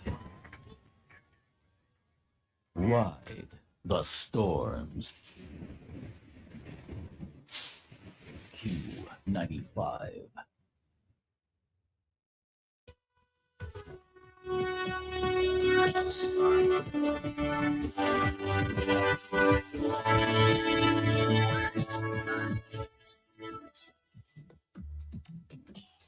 Again, we have a few minutes. I think it's about 8 minutes before we wrap it up here. Hello, talk to me, yes? Yes, good morning. How are you doing, sir? I'm good enough.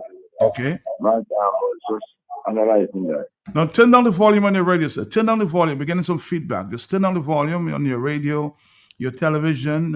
Hello, talk to me. Are you there? Thank you. All right, go ahead. Look at it, the system, how it works.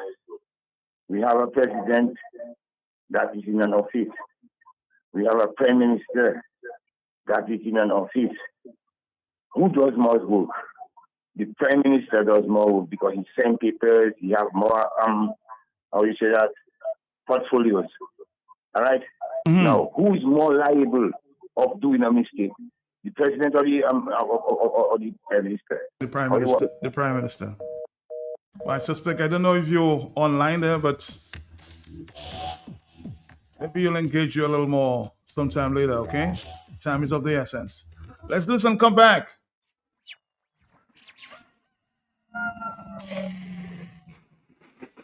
Tune in every morning for on Q95, the latest happenings and breaking stories, behind the scenes, in-depth investigative reports. Stay on for more fair and balanced talk.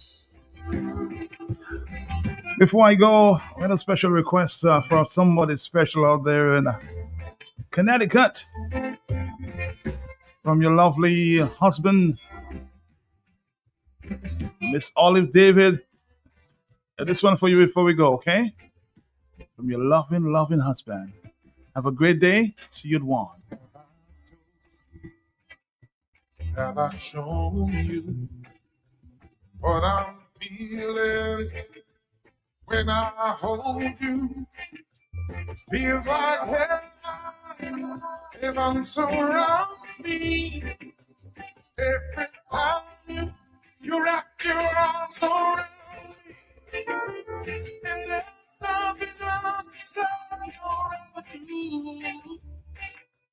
to deserve the love of a woman like you.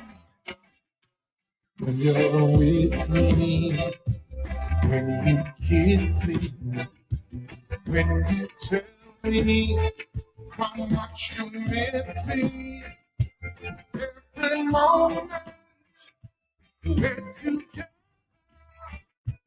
brings us closer to home.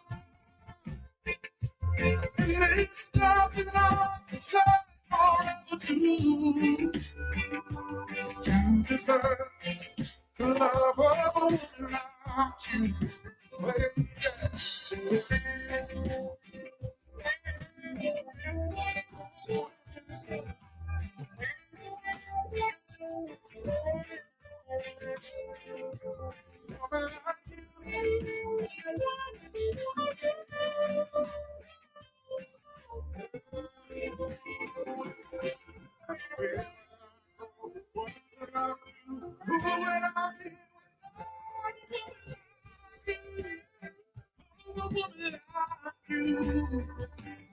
Have I told you?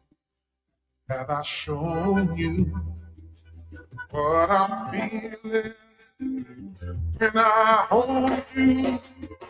It feels like heaven surrounds me. Every time you wrap your arms around me, and there's nothing I can say or ever do to deserve the love of a woman like you. No, there's nothing I can say or ever do to deserve the love of a woman like you. Yeah, yeah. A woman like you. Oh, I'm gonna say it. What I'm thankful. Oh, a woman like you. Wrap my arms around you. Don't deserve it. Oh, I'm thankful for a woman like you.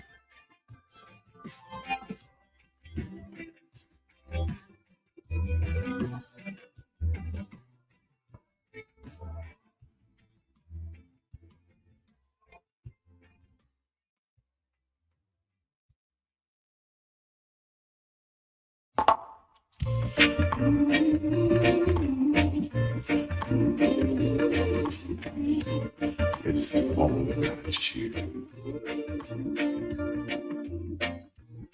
It ain't smiling sunshine most of the time.